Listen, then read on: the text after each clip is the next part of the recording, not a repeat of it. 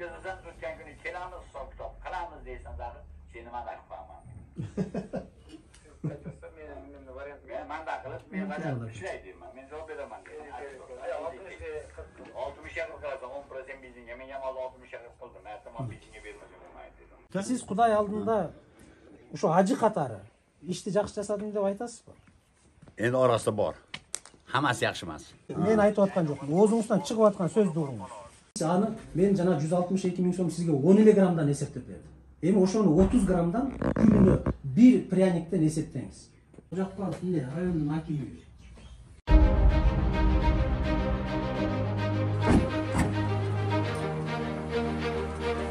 Ташыган киши. Менин эмнеге алып жүрөт ташыган киши? Билбейм, быйыл ошондой өзгөрүп калды. Жылда жакшы эле. Быйыл ошо киши алып келип атат, ошо немесин жетекчиси экен. Тендердин жетекчиси. Ушинтип алып келип. Жок, тендерди утуп алып, муну алып келген киши эмне үчүн меню түзүп, менюга кол коюш керек? Ошону мен да түшүнбөйм. Таң калыштым. Кожо Акбаров деген бул ЧП Кожо Акбаров экен, туурабы? Бекитемин деп макулдашылды Ноокат районунун мектебинин директору дейт. Кожо Акбаров деген эмнеге бекитиш керек бул менюну? Сиз айткан кошумча менен. Так. Калькуляция. Пряник глазированный дейт. Un birinci soru, kum şekeri, ayran, glazirovka, өсімдік майы, сода пищевая deydi, vanilin, ammoniy deydi, emgek hafta mektepke жеткирүү, электроэнергия, жыйынтыгы, суммасы 1 сом 73 тиын, жыйынтыгы 7 сом дейт, 55-60 граммдан жасалуучу пряник дейт, Кожо Акбаров түзгөн. Пряник 55-60 грамм 6 сом, 0 тиын, чай, кум шекер 0,8, итого 7 сом дейт. Бул азыр ушу мунугу пряник туурабы келген, мунугу да? Ушу мунугу глазированный деген, ана? Мына кекстики. Так. Мына коржиктики. Кекс 55-60 грамм бу да, да? 7 сом түшөт экен да, 1 штук, да, туурабы? 7 сом түшөт. Бул өзү эле түзүү эле, өзү эле печатын басып эле, өзү эле коюп коёр экен. Бул өзү район экен, өзү директор экен, өзү жеке ишкер экен да, Кожо Акбаров деген. Ушу калькуляцияны баары эле өзү түзүү эле, өзү эч кандай эч ким менен макулдашпайт, бекитпей эле, өзү эле түзүү эле, өзү кол коюп коет экен, монту да. Канчадан бери ташып атат бул киши? Сентябрдан бери ушу киши өзгөрүп калды. Мурда ким ташыды? Мен бар эле, Абдрахманов бар эле. Абдрахманов?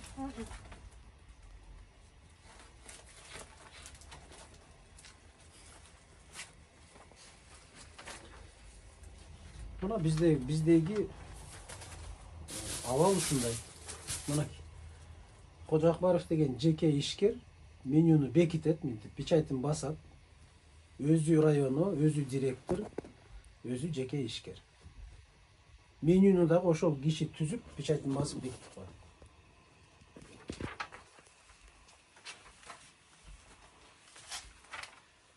Таразаңыз каякта? Сиз азыр мына электрон. Мен мына түшүндүм сизге. Бир штугу 60 грамм келиш керек сизге. Сиз муну кантип алып атасыз? Азыр мунун канча грамм экенин каяктан билесиз? Барбы перчатка эмне бар? Карабай турган таза эмне бар? Арыз жазып кеткенден кийин ошол жерге убактылуу мыйзам боюнча орун басар жооп берет, окуу бөлүм башчысы же тарбия иштеринин башчысы деп туруп буйрук чыгат. Буйрук чыгарат райондон. Анан ушу кишиге жүктөйт. 10 күн болсо 10 күн, 15 күн болсо 15 күн. Анан бул кишинин азыр кантип милдетин аткарчу деп айтабыз. Бир кагаз жок. Данияр, азыр буга буйрук чыгар элек да, самом деле азыр данный времени өзү иштеп атат да. Бул киши арызын жазып 3 күндөн бери жок жумушта. Ооба, жок. Туурабы? Арызын Жок, жазып. келип атам, өзү алып барып атат да, барбырчы, пока мунун буйругу чыга элек да. Аны мунун буйругу чыккандан кийин муну сүйүнүп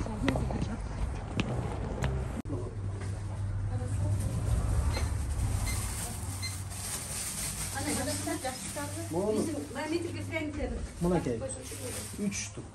birden salып туруп көрмүшчү мага грамм эле чыгарабыз.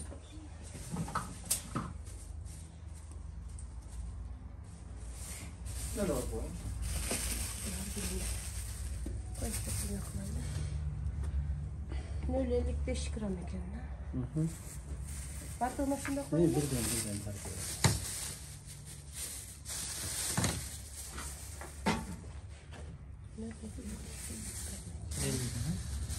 Takmalı mı? Takmalı. 55, 50, 60 şekilde var.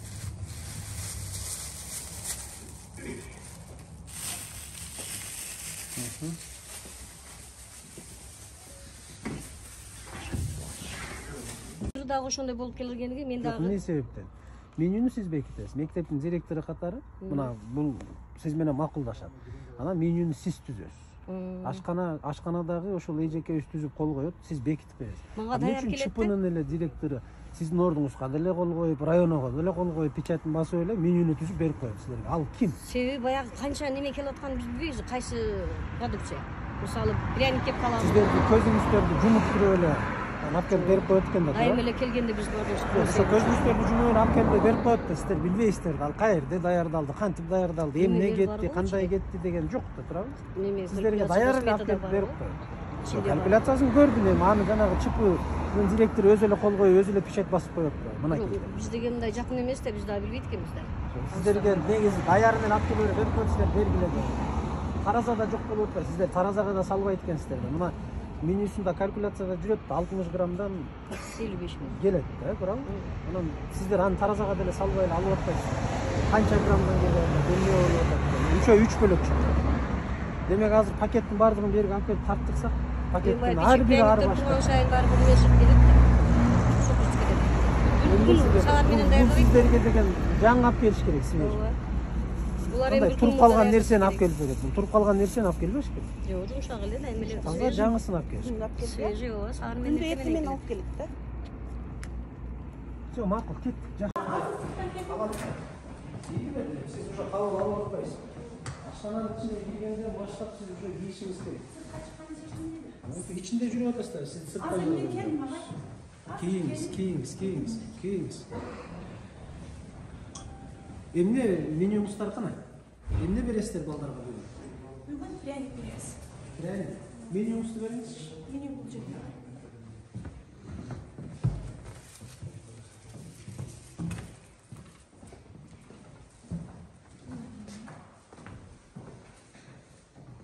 Бүгүн кекстин ордуна пряник алып келдим. Кекс болуш керек өзү негизи.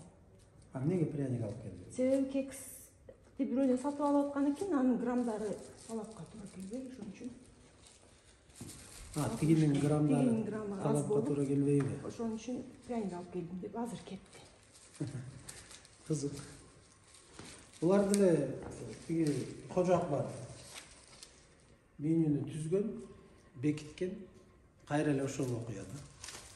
Ушул киши бүт чече берет экен да бердечи.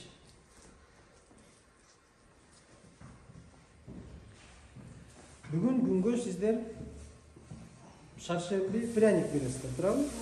Эме, кекс. Канттуу чай. Эки граммдар боюнча сөз кетиптир да. Так, келиңиз. Таразаңыз кана?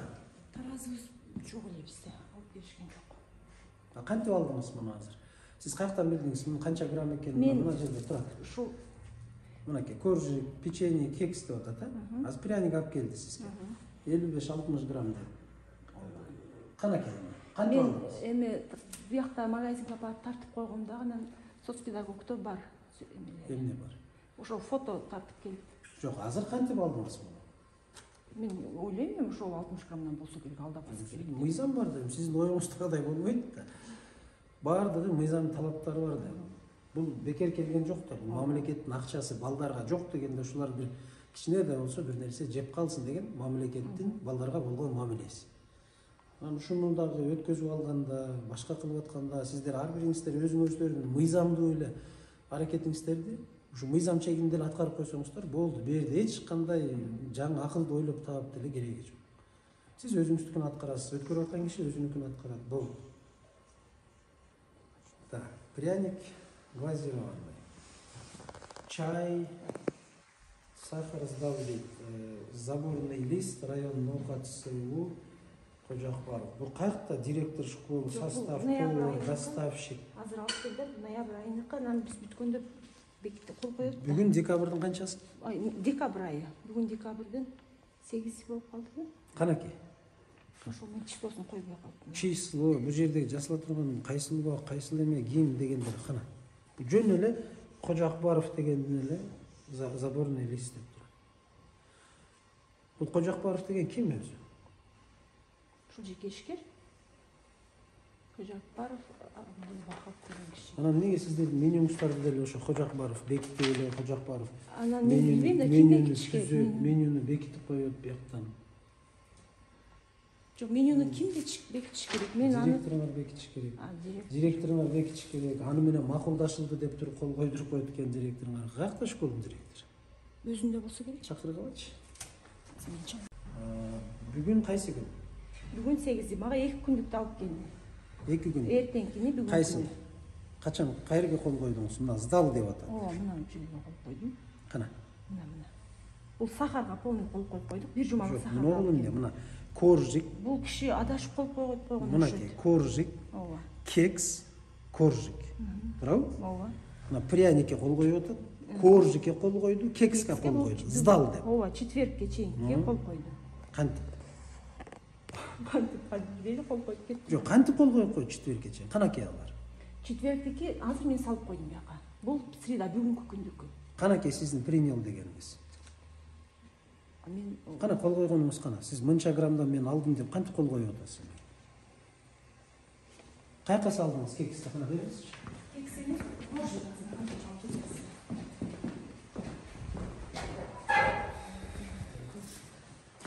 экиден бери. Кой туруңуз, бериңиз алда. Башка дагы эмне бар? Эмен тара эме алып келиңиз. Пакет. Кичинекей пакет, колго кармаган пакет бериңизчи. Муну кайсы күнү бересиздер?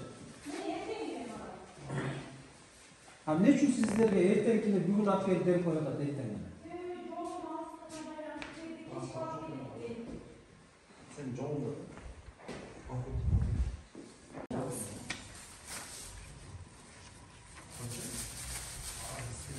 А бул кандай болуп калат?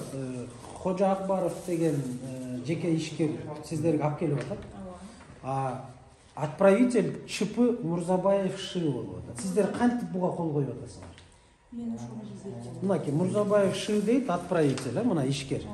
Ооба. Сиздердин мектеп Бостонбаев. Бостонбаев орто мектеби, биз төмөндөгү актүз кол коюучулар Бостонбаев мектеби алдында комиссиялар, класс жетекчилери болуп кол койдук. Төмөнкү тамак берилди. 01 ноябрдан 31 ноябрга чейин. Пряник, коржик, кекс, булочка, чай, сахар, итого 28.560 сом. Акты түзүп кол коюучулар. Дейт дагы. Заборный листи берип атат. ЧП Мурзабаев. Муну сизге жеке ишкер Кожоакбаров алып келип берди. Абдил Вахап деген бияка өзүнүн печатын коюп коюптур. Ноокат району жеке ишкер дептир. Боло береби? Азыр ошону директор чакыралы. Убактылуу. Демек бул Кожоакбаров деле өзүнүн немесинен жасабайт экен да. Бул ошондой түшүнүктү билдирет да, туурабы? Өзү жасабайт экен. Бир ЧПдан сатып алат экен да. Подрядчик.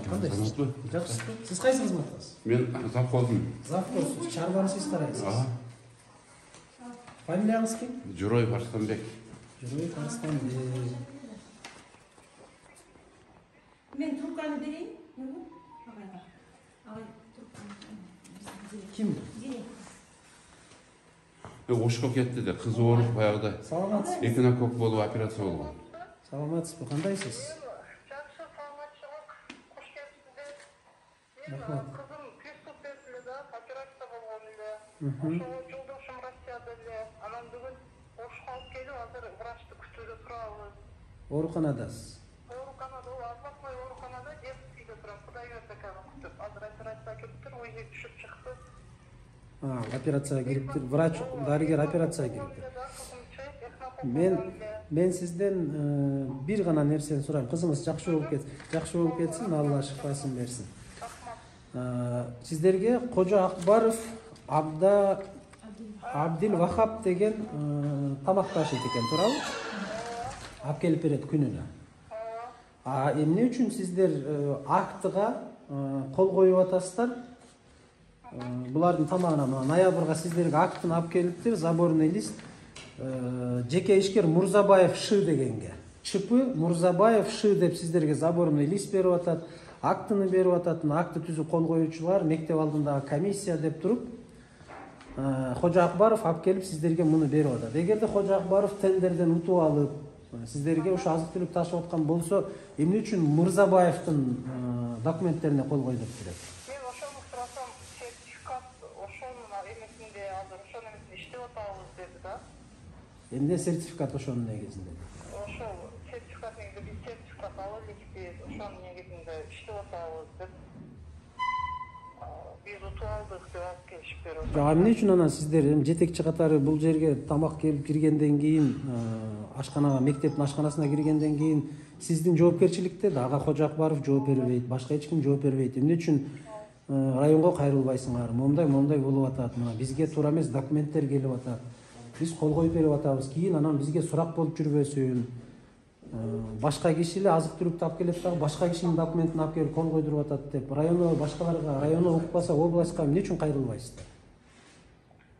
Ошол менен ошол эме боюнча кете берет окшойт деп ойлоптум да документине. Ошол эме сертификатыбыз ушул деп алып келип берди. Мен өзүмөн сертификатын сураганмын дачы. Муну сиздер өзүңүздөрдүн ичиндеги документацияны толугу менен инвентаризация кылып карап чыккыла. Толугу менен ар бир кол коюп аткан кагазыңызга эч ким жооп бербейт. Ал Кожо Акбаров да башка да жооп бербейт. Сиз жооп бересиз. Эгерде туура эмес кагаз келип атса, сиздин кол койбой койгонго толук укугуңуз бар. Толук акыңыз бар. Ошол алып келип аткан продуктуну кабыл албай койгонго дагы акыңыз бар. Жок, мага кечирип койгула, тендерный комиссия райондогу ушул маселени чечип берсин деп туруп. Хорошо, макул, жакшы. Жакшы, кызыңыз жакшы болуп кетсин. Bir gün albayda biz ошондой кылып жанагы өзбек келген. Сен башка адам алып келип атасың, алып келбе, накладной жок. Мындай талап болуп атат деп. Эмени? Анан bir gün келбей койдудан кийин районодон өзүбүздүн Кожо деген агайыбыз бар, ошо келип алып бериңиздер, бардыгын тартипке салдык деди. Анан мен буну айткам. Алба, эгер ошондой келе турган болсо алба деген. Таразаңыздар каякта? Тараза, кичине таразабыз бар. Кана. Тараза жок жок. Обтун алып келип коюп, эмне Сакталышын да санитардык эпидемиологиялык норма деген бар да. Балдарга тамактын бериши сиздер бирөөнүн балдарына тамак берип атасыздар да, өзүңүздөрдүкүнө эмес. Өзүңүздөрдүкүнө эгер болсо, жоопкерчилик мындай болсо, бирөөнүн баласына берип аткан жоопкерчилик мындай да. Анан мунун ичине салып коюп, анан эртең бергенде ким кепилдик берет? Ошол балдар ушудан ууланып бир нерсе болбойт. Сизби, мектеп директору же жанагы Кожо Акбаров деген жеке ишкерби, же району ким кепилдик берет? алгандан кийин сен жооп бересиң. Онун баардыгы ашканага кирди, ашканага кирип, сиз мына принял деп кол коюп атасызбы? Демек, жоопкерчилик сизде болот, бүтүп барат. Бир нерсе болсо сизден сурайт.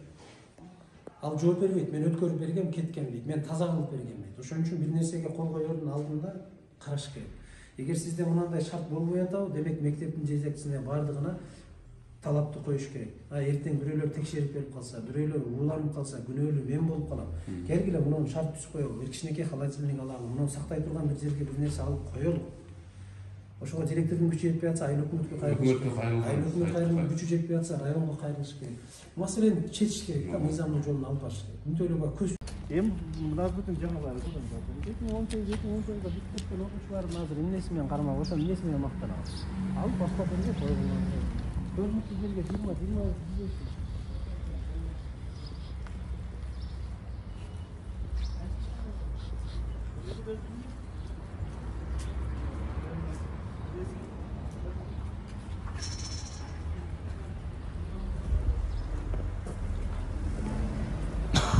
заданияңар. Протокол. Кекстер боюнча, башка боюнча эмесин бергилечи, тех задания. Тех задания кайда? На протоколду bu жерде 3 объявление менен тендер өткөн бар, мамлекеттик сатып алуулар боюнча. Текст районун башчысы болду мен. Условияларды айтты.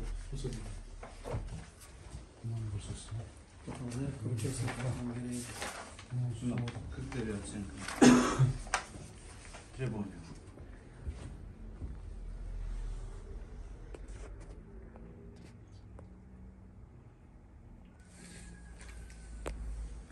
Миллион сом за последний 2020 год, да? Кожо Акбаровдун ушул требованиясын тактап бере аласыңарбы? Ушундай болгон экендиги жөнүндө ошол чыккан. Ушул суммадагы эмеси бар экендиги жөнүндө. Нафасында калган бар. Так,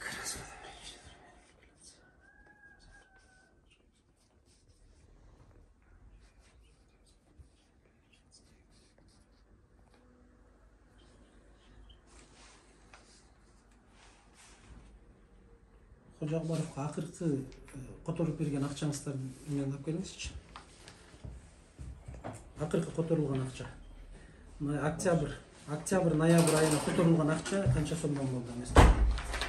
Счет к оплате. Сиздин атыңыз ким? Токоев Алмаз Тургунбаевич. Алмаз, Алмаз, эми канакей, мынча граммдан болуш керек, кекс мынча грамм болуш керек, пряник мынча грамм болуш керек деген нерсе канакей. Ошол жок бу жерде. Просто бул жерде 200 грамм кант чай ар күн берилиши керек. Грамм май дейт. Болду. Кумшекер, техническая спецификация приложения дейт, 7 дейт, перечень, цена, график. Наличие спецтехники, санпаспорт техники, паспорт работников, цех или пекарня. Шун бүт бардыгы болуш керек. Банковское сопровождение средств, дата, справка. На все продукты сертификат соответствия болуш керек, правда? Обогащенная мука. Именно обогащенная мука бар, сертификат. Дайыр кандайсыз? Жакшыбы? Иштер кандай? Жакшы. Кел. Так, чай койкиз. Так. Обогащенная мука, сахар, чай, булочка, кекс, пряник, картофель, белок, морковь, другие продукты. Так, заключение СС. Калькуляция, сканирование, письменное подтверждение. Абдулаев, Зубия, Исатуллаевна. Бизге общий жалпы 13 чыпакат чыккан, ошондо 12син тандап алганбыз, мамлекеттик сатып алуулар порталынан. Ошол жана Кожо Акбаровдуку канакей эмес? Астында. Жагындабы? Булар баарын чыгарганга көп кагаз сатып алып калат экен да, ошондон порталдан. Букумбаев, Абдыжапар уулу, Мурзабаев, Шакир Төлөнөевич. Мурзабаев, Шакир Төлөнөевич. Мурзабаев, Шакир Төлөнөевич. Кожо Акбаров канакей? Кожо Акбаров экинчи эмеле. Азыр сиз биринчи протоколун көрдүңүз. Экинчи протоколду.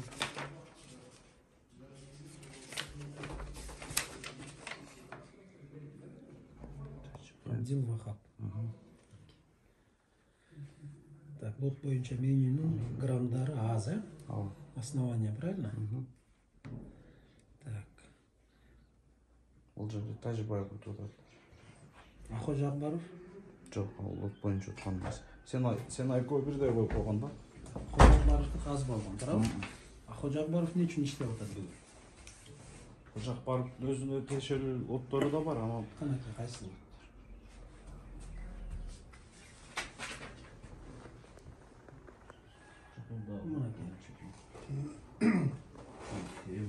Кондитерский Гүлистанга өтөтүн.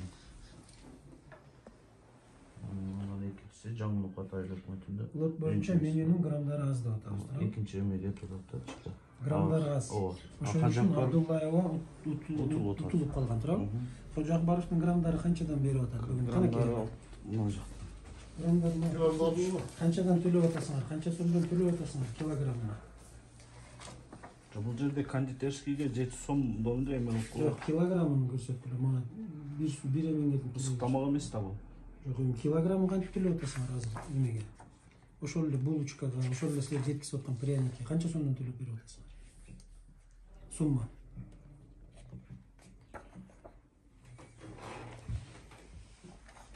90 тысяч сом. Бул кайсыл айга? 2021, 11, 24, а? 24 ноябрь турабы? 90 000 потом берип атасыз. Алло. Бул Кожо Акбаров. Анан менюнү түзгөндө ким түзүш керек? Менюнү ким түзүш керек? Ким бекитиш керек? Эмне үчүн Кожо Акбаров деген жеке ишкер силердин менюңарды деле беките берет, бекитемин деп, муну менен макулдашылды кылып коесуңар. Менюнү түзөт Кожо Акбаров түзөт. Не себептен? Бул жерде чыпылар өздөрү мектептин заявкасына карап берилет да. Жок, кантип силердин району билет да менюну. Мектепке кандай тамак берилиш керек, эмне тамак берилиш керек, ал бекитилиш керек районодон, турабы? Биз общий совет кылып, биз объявление кылгандан кийин биздин сумманы булар жеке ишкерлер өздөрү түшүндүм. Суммаларды берип атышты. Муну менюну эмне үчүн силер мектепке берип коесуңар? Бүт мектепте бекитемин Кожо Акбаров. Макулдашылды мектептин директору. Бери кол коюп коюп дагы менюну түзгөн Кожо Акбаров.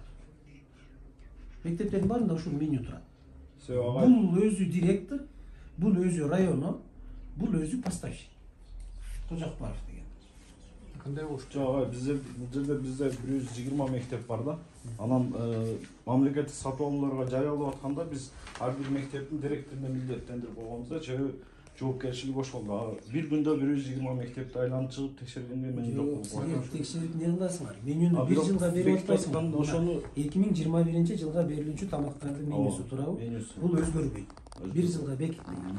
Бекиткенде Кожо Акбаров деген ким бул менюну беките турган? Булар өздөрү кийин отчетун жаап атканда ошол бекитип атканды мектептин директору менен экөө. Кантип жаап атат? Району силер тендерди район ойнотуп атсыңар.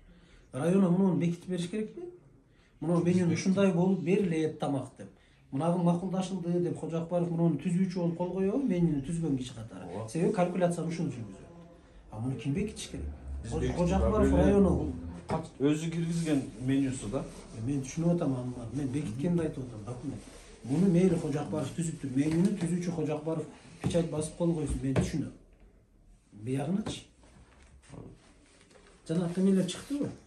Кагаздар. Ana bunu koyun.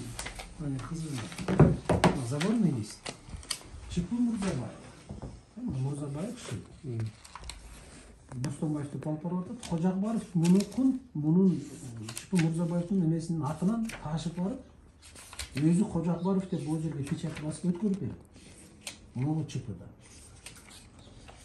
Бул кайра ошол эле убакытта Бостомбаевга моюнтук актив түстүрүп атат мектепке. Пряник алып келдим, коржук алып келдим, кекс алып келдим, булочка алып келдим, чай, сахар алып келдим деп туруп, муну актив түзүп кол коюучулар деп 28 560 сом. Силерде счетный палата Мына принял, сдал. Мына. Анан эми муну карап коюң. Мурзабаевдин эмесин карап коюң. Мына менюну. Кожо Акбаров менюну түзөт. Менюну Кожо Акбаров бекитет. Школдун директору менен макулдашылды деп туруп бияка кол коюп коет. Мынакей. Бүт бардык мектептерде ушул. Анан калькуляцияны жасап атат. Мына кекс үчүн түзүлгөн калькуляция. 70 сомдон 55-60 граммдан чыгыш керек деп атат. Чай 200 грамм деп кайра эле ошол Кожо Акбаров мектептерге калькуляцияны берип атат. Бул 60 граммдан жасалган коржук үчүн түзүлгөн калькуляция. Чипы Мурзабаев отправитель. Бирок Кожо Акбаров анын ордуна барып ташып жүрөт дагы накладнаяны берип атат. Отпустил Кожо Акбаров Абдывахап. Мунун вообще буга тиешеси жок. Бул киши ортодогу ортомчу. Муну силер текшерип бузган десең. Бул тендер өткөндөн кийин Мурзабаев Шакир деген киши жүрөгүнөн операция болуп, анан бул ошол Кожо Акбаровго эме кылган экен да. Кайсын эмненин негизинде? Кана келишим. Жеке ишкерлердин ортосунда келишим болсо азыраак келишимдер жок дейт. Анан булардын кызыгы булар кандай кылат дейсиң, мынакей. Могу жерде калькуляциясы жүрүп атпайбы, өзүнүн калькуляциясы. Мынча болуш керек, мынча граммдан деп мынакей. Un birinci sort ketти, кум шекери кетти, айран кетти, башкасы кетти. Булардын тендеринде жүрөт. Байытылган un деп. Кана жана тендеринде. только байытылган un бүт бардыгы жазылып атат. Бирөөндө дагы байытылган un кетпейт. Un биринчи сорт деп жазылып атат. Кум шекери айран мынакей аманин тигиби деп туруп чыгарат дагы 70 граммдан булар алып барып мектептерге өткөзүп берип атат Кожо Акбаров. Бул алып барганда мектептердин бирөөндө дагы ашканада тараза жок. Эч ким муну 7 сомдон төлөйбүз да, чай пай ичинде бар да. жок, мен түшүндүм. 70 граммга 7 сом. Килограммына канчадан төлөп бересиз? 1 килограмм канча сомго айланат ошондо? Ошондо 1 килограммы Пряник. 7 сом, 7, 13 14 түштүк болот да. Жок, канча сомдон айланат? 1 килограмм. 65 ушундай сом айланат да килограмм. Сиздер канча сомдон төлөп бересиздер ага? Ошо тендерден өткөн баасында төлөп беребиз. Канча сом? Ошо 65 сом, 70 сом төлөп беребиз. 70 сомдон төлөп бересиздер 1 килограмм. Канча грамм болуш керек дейсиздер ошол 7 сом болуш үчүн? 70 граммбы? 70 грамм. 70 грамм 7 сомдон тендерде жүрөт. Ооба, чай баягынын ичинде бар. Аны мен айткан, мен только пряникти айтып атам. Бир күндүк менюңардын пряникке кеткен эмес акчасы. Канча сомдон чыгат? Бир күндүк акча. Bir gündür bir. Hadi yotasını düşünmedim de. Siz 7 сомдон төлөп берип атасыз пряникке. Туурабы? Ошонун ичинде канчасы пряниктин сому? Сиздин шекериңиз менен чайыңыз ал жерде 1 сом 20 дейт чек берет. Болбогон, тыйын. Мына эсептеп алдайдан көрөбүз. 1 сом канча тыйын чыгат? 1 сом 20 дейт, ушундай чыгат.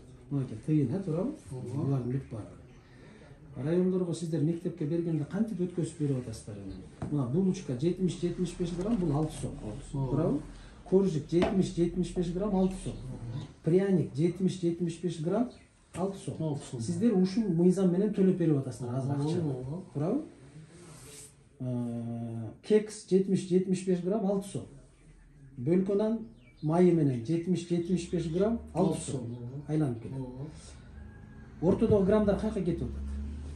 Мен азыр мына бүгүн бүт бардыгын тартып келдик. Bunu mekteplerin direktörleri var, neме завуштар бар, өздөрү текшерип, өздөрү кабыл алат. Жок, кантип төлөп берип атсаңар? Силер мектептин директору силерден эчтекеңерди көрбөйт экен. Документ алып келет да бизге. Мектептин директору эчтекеңерди көрбөйт экен. Кантип төлөп берип атасыңар? Мектептин директоруна силер даяр тамакты апарып берип атасыңар. Мына мектептин директорлорунун кабыл алгандарын мен көрсөтүп берейинби? Мына. Задорный лист Мурзабаев. Отправитель Читу Мурзабаев. Эмне үчүн Кожо Акбаров бүгүн бүт бардыгын апарып муну таратып кетет. Мурзабаев. Мурзабаев ооруп калган сентябрга чейин. Тендерге катышкан. Сентябрга чейин. Андан мурун эле. Ооба, мурда ооруган да, тендерге катышкан бул киши. Ал тендерден уткан, ошо көк жарды, 12 берди. Жок, эмне үчүн тиги ташып жүрөт, эмне үчүн кагаздарын алып барып отправитель деп тиги Кожо Акбаров ташып. Алар өздөрүнүн келишими бар, өздөрүнүн көйүнчө ортодо. Каерде, канакей келишим. Мага көрсөтүңүзчү сизде келишим. Ал экөөнүн ортосунда келишим болбош керек. Сиздер менен ортоңордо келишим болуш керек. Алар өкмөт. Канакей кол коюп атат. Мына мектептин, мына мектебиңердин, Бостонбаев мектебиңердин кол койгону. Мына акты түзүүчүлөр, мугалимдер биз мынча алдык деп коюп атат. Сиздин бүгүнкү күндөгү таратып аткан пряникиңиз 45 сом, 45 грамм, 50 грамм, 55 грамм. Андан көп эчтеке жок. Мына мен сизге азыр өзүнүн директори ошо кабыл алганга жүктөлгөн болчу. Кантип? Биз эми ошо 100 мектептин ага биrini жетишет. Сиз ал деген сиздин милдетиңиз, акча которуп сиз тендердин башында туруп атасыздар. Документ алып келдик, документ алып келем. Кайсы документ? Кандай силер кагаз алып келсиңер? Мына кагазыңар, мына. Кожо Акбаров сиздерге алып келип аткан документ. Силер ушуга ишенип акча мектеп ишенебиз агай. Мектептин директор завуштары бар. Мынакей сизге Кожо Акбаровдун документи эмеске, мына мектептин директоруна койгон документти көрсөтүп атат. Мектептин өзүнүн полный жетекчиси жооп берет. Райондан чакырчы. Кантип мектептин жетекчиси жооп берет, эгер мектептин жетекчиси эчтекени билбесе, тендериңерге катышпаса, ким эмнени алып баратынын билбесе, ал көрбөсө эч нерсени, кантип жооп берет? Комиссия баардыгы. Мына комиссияңар туруп атат. Ким жооп берет? Мына бул жердеги мына. Бүгүн 2 мектепке бардык. Асыранов мектеби, Бостонбаев мектеби. 2 мектеп бар. Бүт бардыгын тартып, магазинге алып барып, бирөөндө дагы тараза жок. Ашканада. Бирок моментип принял деп бардыгына кол койдуруп атат Кожо Акбаров деген. Кожо Акбаров дегендин кандай акысы бар? Немеден уткан Мурзабаев болсо, Мурзабаевдин товарын ташуу, ал анын экспедитору жок, а балдардын немесин Кожакбаевка жүктөп коесуңарбы? Эгер эртең барып балдар ууланып калды дейт, ким жооп берет? Сизби, бу кишиби, же Кожакбаевпу, же Мурзабаевпу уруп калган? Ким жооп берет ортодо? Кайсыл документтин негизинде алар алып барып тиги балдарга тамак берип атат? Кожакбаев. Өздөрү келишим түзгөн ага. Мен сизге түшүнбөй атам, алардын келишиминин бизге кереги жок. Бу жерде жоопкерчилик сизде. Сизде турат да башка кимде жоопкерчилик болуш керек? Анан мынакей менюларын көрүңүз. Бир дагы жеринде мынакей 70-75 граммга сиздер 6 сомдон төлөп берип атасыздар. Мына коржик 70-75 грамм, булочка 70-75, пряник 70-75 грамм 6 сом, кекс 70-75 грамм 6 сом. Бөлкөн нан майы менен 70-75 грамм 6 сом. Эми мынакей биз жөн эле азыр мен мына эмен көзүнчө эле эсептеп берейин. Туура эмес чыгып калды дебегиле, эмесин тиги туура эмес чыгарып коюптур да.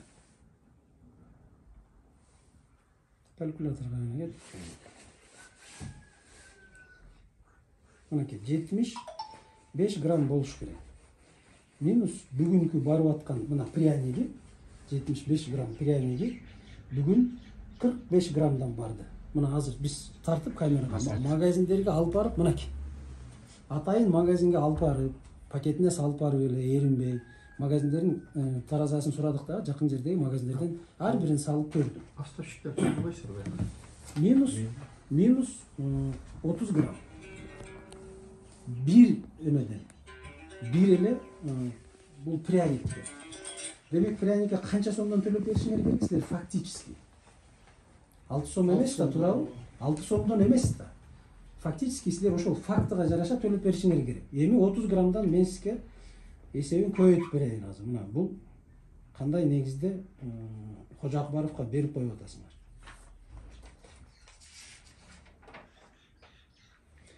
Кожакбаев бүгүн 3000 окуучуну тейлейт экен. Бүгүнкү күндө. Бирок тендерде ал 3000 окуучуну тейлебейт. Тендерде уткан эмес. Бирок фактически 3000 окуучуга бүгүн тамакташып атат да, пряниктерди. 10 граммдан доставкада эки бөлүгүнөн операция болуп тур, мен доставкада жүрөт Кожакбаев. 10 граммдан мындай кулатыкка кетиптир. Мындай болот. Болуп турган. 3000 окуучуну тейлейт азыр. Ошол Кожакбаев деген өзбек киши экен, туурабы? Өзбек улутунда калды. 10 граммдан алабы? Мына 10 граммдан, мен 30 граммдан айтпай эле коеюн. Мына жерде фактически турган 30 граммдан айтпай эле коеюн. 10 эле граммдан булар түшүрүп койсун. Баягы жасап аткан товарды булар сүйлөшөт дагы. Эми пряник көрүнүп турат. Ал 10 граммбы, 20 граммбы, 30 грамм аны ким билет? Тендерде 70-75 грамм, фактически барат 45 грамм. Бул 30 грамм деп коет. Биз 30 грамм эмес, 20-сын да калып салалы, ар кандай себептен 10 эле граммдан эсептеп берейин сизге. 30 күнгө 100 сомдон 3000 сом бир күндө бул кишилердин көргөн пайдасы. Ошол 10 граммдан бир күндө 3000 сом көрөт. 5 күндө 15000 сом, бир айда 60000 сом 10 граммдан эле тапкан пайдасы. Мына 10 граммга түшүрүп койду. 60000 сом айына акча чөп. Бул бир деп коебуз. Экинчиси, пряник кекс коржиктин себестоимости азыр 65-70 сом турабы? 3000 бала 60 граммдан продукт эсептегенде 180 граммдан күнүнө кетсе, бир аптада 900 килограмм болот. Бир аптада. Бир айда 3 тонна 600 килограмм төлөнгөнү. Эме чыккан продукту пайдаланып атканы. 3600 килограммды 35 сомдон 126 000 сом айына көргөн пайдасы. Ортодогу акчадан. Плюс 60 000 сомду кошуп койгула, ошого 186 000 сом айына булар 3000 эле окуучудан көрөт. Бер жактагы эле ошолордун ичинен. 3000 окуучудан 186 000 сомдон 1200 сомдон күнүнө бензинин чыгарып салалы, а киши ташыйт экен, машина менен ташыйт да баягы поставщик алып барып берет.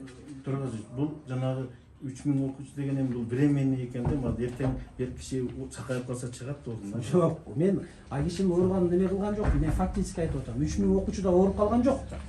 Бүгүн ошол Мурзабаев ооруп атат да, туурабы? Эми ошондон 186 000 сомдон бензинине 1200 сомду күнүнө алып салсак, 20 күн. Суббота, воскресенье баягы кош болгон күндөрү 162 миң сом акча бензинден тышкары таза кирешет чөп. Таза кирешет чөп. Эми ошол таза кирешенин мыйзамсыз. Кожо Акбаровдун мыйзамсыз, ал жерде салык дагы төлөнбөйт, эч нерсе төлөнбөйт. Кожо Акбаров бул жердеги сөзү боюнча Кайрат деген сиздин бухгалтер менен 50% иштейт. 62 миң сомду 80 миң сомдон бөлүп алат. Азыр бүгүнкү күндө Кожо Акбаровдун бул кишиге берип аткан акчасы 40%. 60%, 10% булар бензинге чыгарат. Кээ киши 60 алат дагы 40-ын бул кишиге берет. Анан азыр а киши дагы кишилерди издеп атат. Мен видеосу менен көрсөтүп берем. Бүт бардык данныйлар менен турат. 60-40-ка деп мен сүйлөшүп берем. Ортого түшүп Кайрат дегенге барабыз. Главный бухгалтери районунун сүйлөшүп 60-40-ка кылдырып берем. Мына бүгүнкү акчасы деп акчасын санап 70 миң сом акчаны санап алды. 35 миң сому районунун бухгалтерине. Эгерде сен дагы ошондой кылып иштейин десең, 60-40-ка макул болсоң, мен бухгалтер менен байланыштырып сүйлөштүрүп берем деп атат. Видеодо отуруп айтып атат бүт бардыгы. Мына мындай кылат, ал жерде мындай болот, мындай. Ошол жанагы Кожо Акбаров айтып атат. Мындай болуп иштейт, мындай болуп иштейт. Азыр ошону мындай кылабыз деп. Анан мынакей мен фактически ошол видеону мага ишенбей, эми бирөө-бирөөнү каралап койбосун, бузуп койбосун, бир адам тагдырына жөн эле балта чаап койбойлу деп бүгүнкү келгендеги менин негизги максатым ушул болчу. Ушуну көрүшүм керек эле. Чындап эле ушундайбы же ушундай эмеспи? Бул биринчи жагы. Экинчи жагы. Тендерден утуп атканда Кожо Акбаровдун эмесин цехин барып көрдүңөр беле? Ошол өзү утуп аткан тендердеги санга балдарды камсыз кыла ала тургандыгын көрдүңүздөр беле? Тендердин комиссия.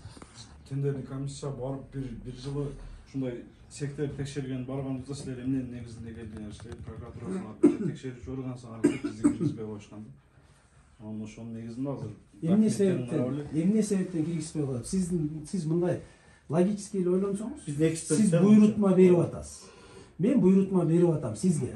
Мага 3 тонна 600 килограмм булочка керек. Бир айга. Ошону жазап берди. Анан сиз тендерге катышып атасыз. Тендерди Кожо Акбаров жарыялаган жок да. Сиз жарыялап атасыз. Анан тендерди уттуруш үчүн биринчи комиссия барат дагы ичин көрөт. Кожо Акбаров мага көрсөтүңүзчү, канча кишиңиз бар, канча салык төлөйсүз, санитарный тиги шартыңыз сакталганбы ошол кондитерский цехте, эртең балдар ууланып калбайбы, башка болбойбу деп анын цехине барат.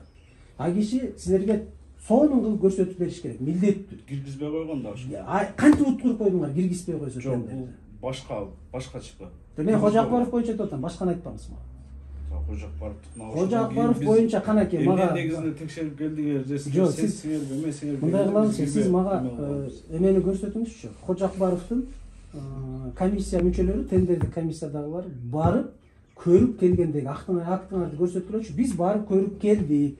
Чынында Кожо Акбаровдун мунусу бар экен, мынча киши иштейт экен, салыктан мынча төлөйт экен, санитардык шартынын бүт бардыгы жакшы экен, сертификаттары бар экен, иштеп аткан кондитерский цехтеги кызматкерлердин бүт бардыгынын санитардык билеттери, кагаздары бар экен деген акт түзүлөт да. Сиз мага ошол акты келгенден кийин анан мен уруксат берем да, районго айтам, бүт бардыгы толук экен, мынакей нормально. Биз көрүп келдик, мына актыга кол коюштар, эртең бир нерсе болсо жооп беребиз дейт. Анан главный бухгалтерга бияка киргизет, мынакей ушундай болду, бул киши утту, мынчадан түзүлдү, коюп бериңиз дейт. Анан бул киши ошону бекитем дейт да, тендерди утту деп туруп чыгарып берет. Бирок мамлекеттик сатып алууларда андай жеке ишкерлер менен жолугуп эме кылуу деген жери жок да. Анан айында сен уксаң Кыргызстан боюнча эмес, мага айтса башка жактан келсин. Мен чүйдөн алып келгиле. Но бирок кана фактыңар кана ошол Кожо Акбаровдун мага азыр цехин көрсөткүлөчү. Мына азыр чогуу барабыз, мына бүт бардыгыбыздар. Мына Аким турат, сиз турат, бардыгыбыз барабыз. Санэпистанция келет, азыр салык келет. Салык келди мен. Орунбасарсың. Кожо Акбаров боюнча мал. Кожо Акбаров боюнча азыр эмнесин беришибиз керек? 2021-жылга төлөнгөн салыкынын көлөмү. Канча салык төлөйт? Азыр мен жолдон келат дейм, немесин даныйларын. Мына Кожо Акбаровго эметип аткан акча бар, которулуп аткан акча бар. Фактически мектепке берип аткан мынакей 6 сомдон төлөп берип атышат. Фактически мектепке бүгүнкү күндө 45 граммдан жетип атат. 70-75 эмес. 30 грамм минус кетет. Бирок фактически 6 сомдон району төлөп берип атат. Канча салык төлөдү Кожо Акбаров? Азыр ошо Кожо Акбаровдун цехине чогуу барып көрөлүк, бүт бардыгыбыз. Кайсыл жерде ошо киши жасайт? силерге көчөдөн алып келип ылайдан алып келип деле жасап туруп берип койсо берип атпайсыңар. Жоопкерчилик силерде да, себеби тендерди силер жарыялап атпайсыңар. Району да баланын тагдырына Кожакбаров жооп бербейт. Анан мынакей эмеңерди көрүп койгула. Мына заборочный листтеп Кожакбаров көтөрүп алып мектептерге ташып жүрөт. Мынауга кол коюп берип койгула, мына акты түзгүлө деп. Мынакей. Мына накладная Мурзабаеваныкы. Заборный лист Мурзабаеваныкы. Мурзабаевага акка кол коюп берип койгула деп тигилерге тыштап, мынакей. Сдал, принял болот. Мына 3 күндүкүн. Мына бүгүнкү күндөн 3 күнгө мынакей. Кожакбаров кол коюп, бүгүнкү күнү, эртеңки күнү, бүрсү күнү уже таштап кетти азыр Бостонбаевга. 3 күндүн ичинде тендердер не деп турат? Күнүнө жаңы барыш керек. Бул алып барып таштап койду, мектепте холодильник жок, эчтеке жок, эски бай камырачта турган аппараттын ичине салып жаап койду. Эртең ошону жеген балдар уланып калбайт деп ким кепилдик берет? Ошонун кепилдигин мектептин директоруна жүктөп биз, эгер жеке ишкер туура эмес алып барса, эмес болсо акт түзүп бизге алып келсе, ошону мага бир акты көргөзгүлөчү, силер ошол мектептин директоруна башкага көргөзгөн чараңарды көрсөткүлөчү. Мына 2021-жылда бир жылда 365 күн бар. Мына жыл бүтүп баратат. Мага 365 жылдын ичинде түзгөн бир актыңарды көрсөткүлөчү.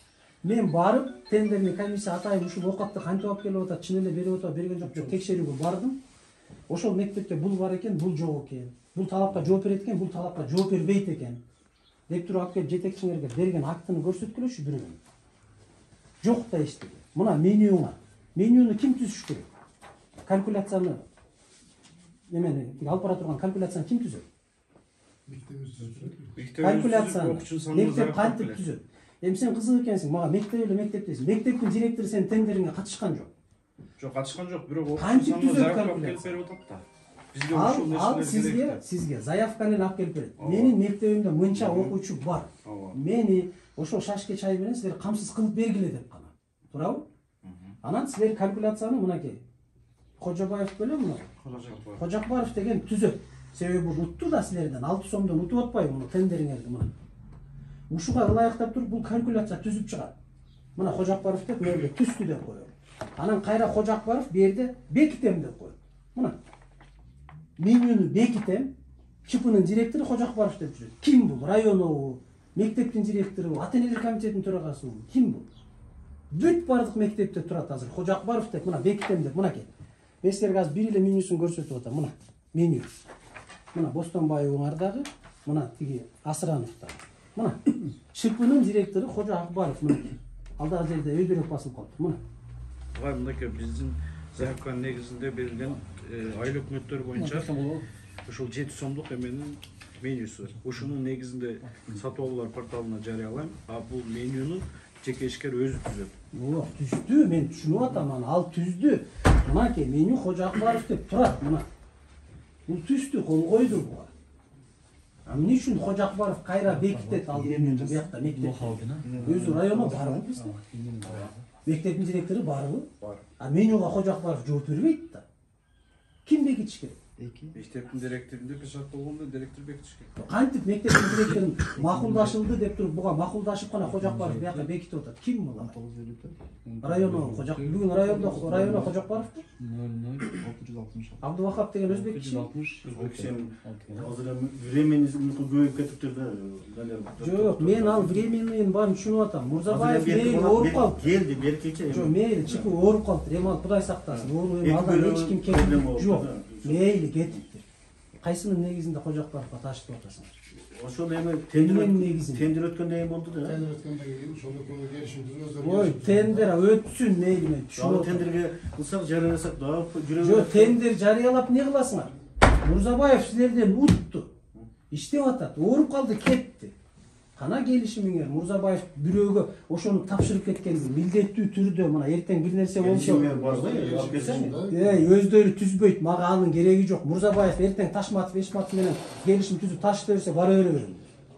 Алып барган киши жоопкерчиликтүү, ошону алып барып Мурзабаев айткандек сен жеткилесиң, дастаркан кыласың, сен мен ооруп калып ушу бирөө менен келишим түздүм деп да. Кеп айтканда эмес. Мен силердин айтканыңарга дегениңерге ишенбейм, мен кагазга ишенем. Кол коюлуп печать басылган кагазга ишенем. Мына бүгүнкү күндөгү абал. Аны мен жана 162 миң сом сизге 10 эле граммдан эсептеп бердим. Эми ошону 30 граммдан күнүнө 1 пряниктен эсептеңиз. Бул мамлекеттен бөлүнгөн акча. Бул Кожо Акбаровдун акчасы эмес, бухгалтер Кайраттын акчасы эмес, райононун акчасы эмес. Бул мамлекеттен бөлүнгөн тыйын. Ошол байкуш мектеп окуучулары жок дегенде ушу кичине бир чай ичсин, кичине бир тамак ичип курсактан тойгузуп алсын деп мамлекет карыздап издеп жүрүп башка таап келген акча. Тигилердик. А биз ошол акчаны эми ушу 7 сомду дагы мына ушу 6 сом, 7 сомду дагы ушул жерден жеп атпайбыз. Грамдап түшүнүп бөлүп атабыз эми. Не деген нерсе?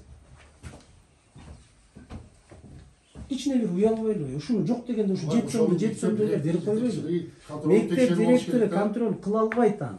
Мектептин директору тендериңерге катышкан эмес. Билбейт ал. Билбейт ал. Ошол үчүн акт менен алган. Билбейт.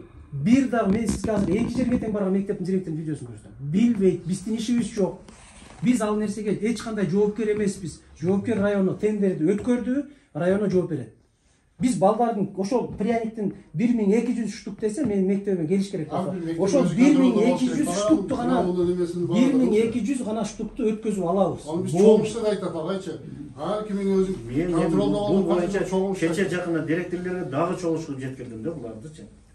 Контролдоп алгыла, тараза койгула деп. Тараза койгула деп постоянно айтат. Анан эми ысык тамак боюнча биздики азыр 65 мектебиз ысык тамак ичип атат. Бардыгы оборудование бар. 200 миңден 700 миңге чейинки оборудование мектепте ысык суу, муздак суу бар. Мына эми ооруп калганына байланыштуу деп атам мен мунча. Ол өзү иштегенде мындай болбосо керек эле. Чыкты кече 2 бөлөгүн бирөөнү алмаштырып тур бир деп келди, эми точно билбейм. Ошол ишке чыгат эртең бул иште.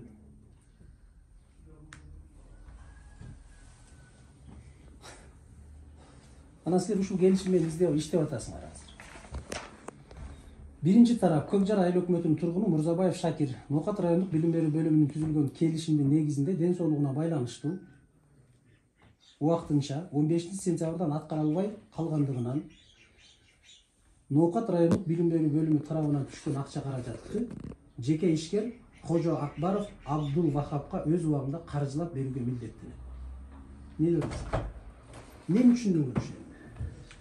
Балдар тамак ичпей калбасын деп. Жок, мен түшүнүп атам. Колду Мурзабаев коюп атат, Кожо Акбаров коюп атат. Кожо Акбаров эмне райондун акими же районунун башчысы бул. Кандай бул районуну милдеттендирип коет, ошол акчаны которуп берген. Эмненин негизинде? Силер кантип которуп берип атсыңар акчаны? Биз Мурзабаевга которуп алабыз акчаны. Кожо Акбаровго которуп бергиле деп келишим. Сиз учур атасызбы муну? Жок, ал берип турсун деп тура. Мына Кожо Акбаровдун эсебин мына да түшүндүрүп берип койчу, эми мен кыргызча айта албай атсам.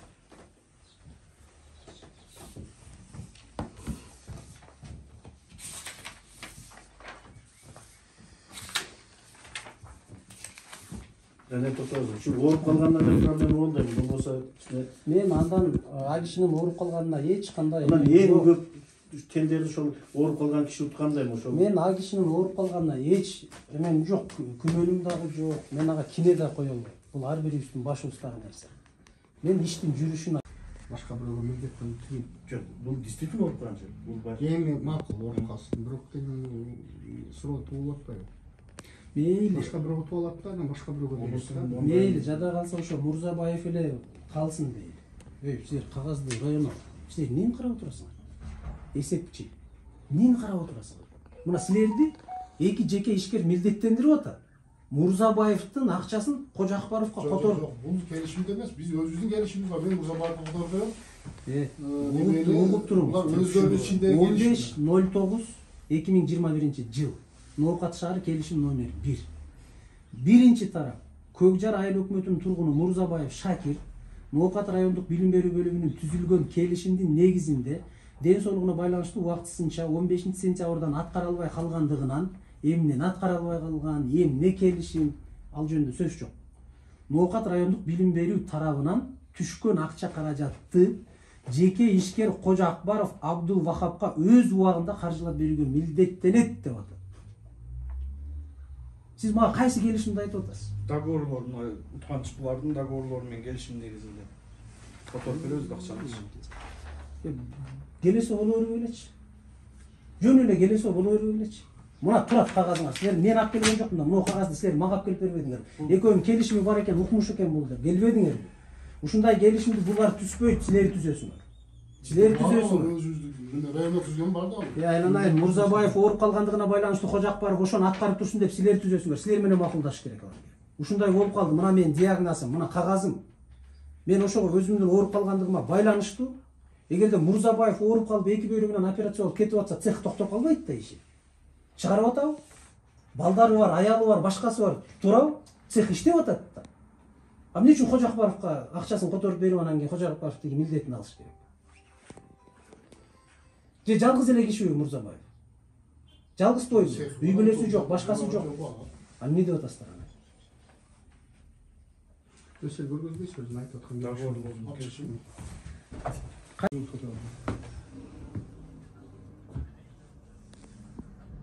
Ben 20 tane hayalim törmeyin de bana.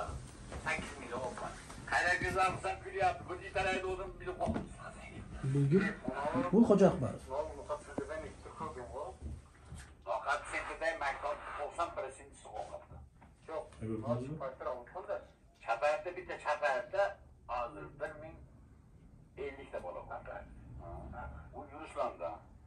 Жанагы жок жанагы сүйлөп аткан жерин эле көрсөткүнчү, жанагы 40 50 жөн бөлөбүз. Мен ооруп прокуратурага бериш керек. Бересиң. 50 деп аткан жерин көрсөк, кимге канчадан кетет экен? Бала бар халас. Баягы уштук дегенде эле. Беригенен Нургүл карайды, Нургүл карайды. Дери Жаппор деген майкалдар.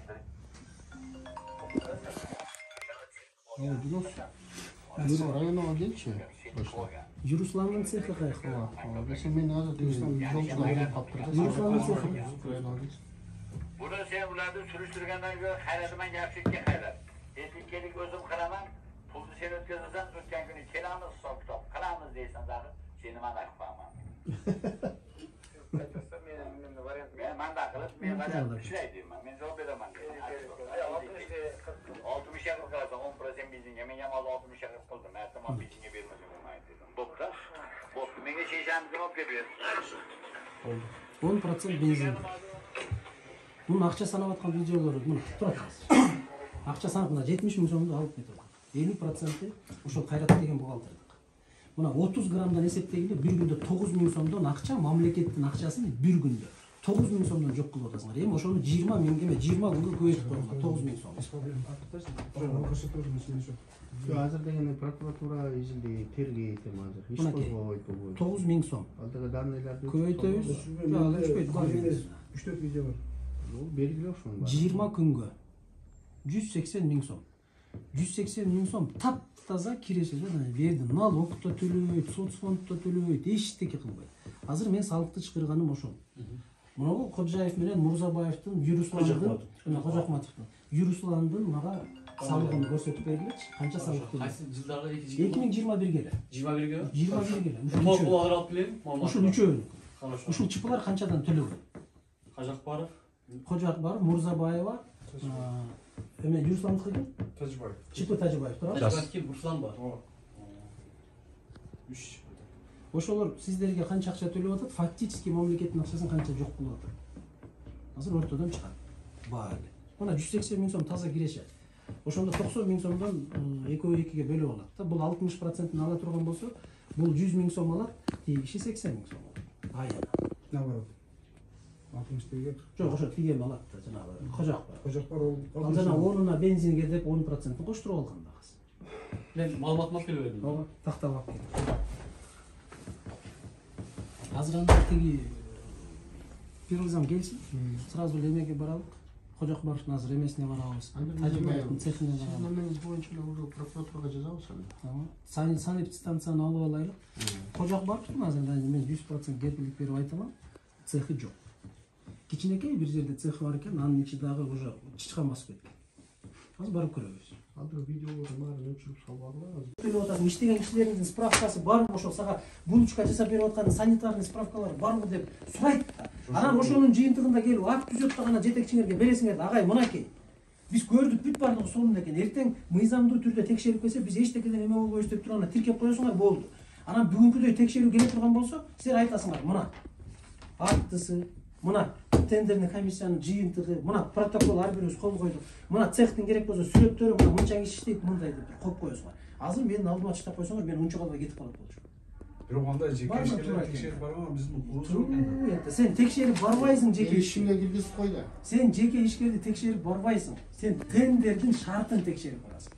Бирөөгө жарыялап аткан тендердин шартын текшерип. А киргизбей койсо эмнеге уткузасыңар? Силер бардыңар комиссия киргизбей койду.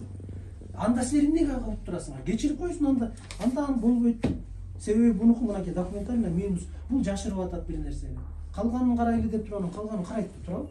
Жөн эле бул логический эле нерсе болот. Анан туруп алып эле жинде боло бересиңер эле. Жок, андай эмес болчу да, мындай болчу да. Анан Кожоакбаровдун эмесине бара алчы. Анан силер күчүп Мынакей, сиз мектептерди камсыз кылып атасызбы кондитерский менен? Көрсөтүңүзчү цехти.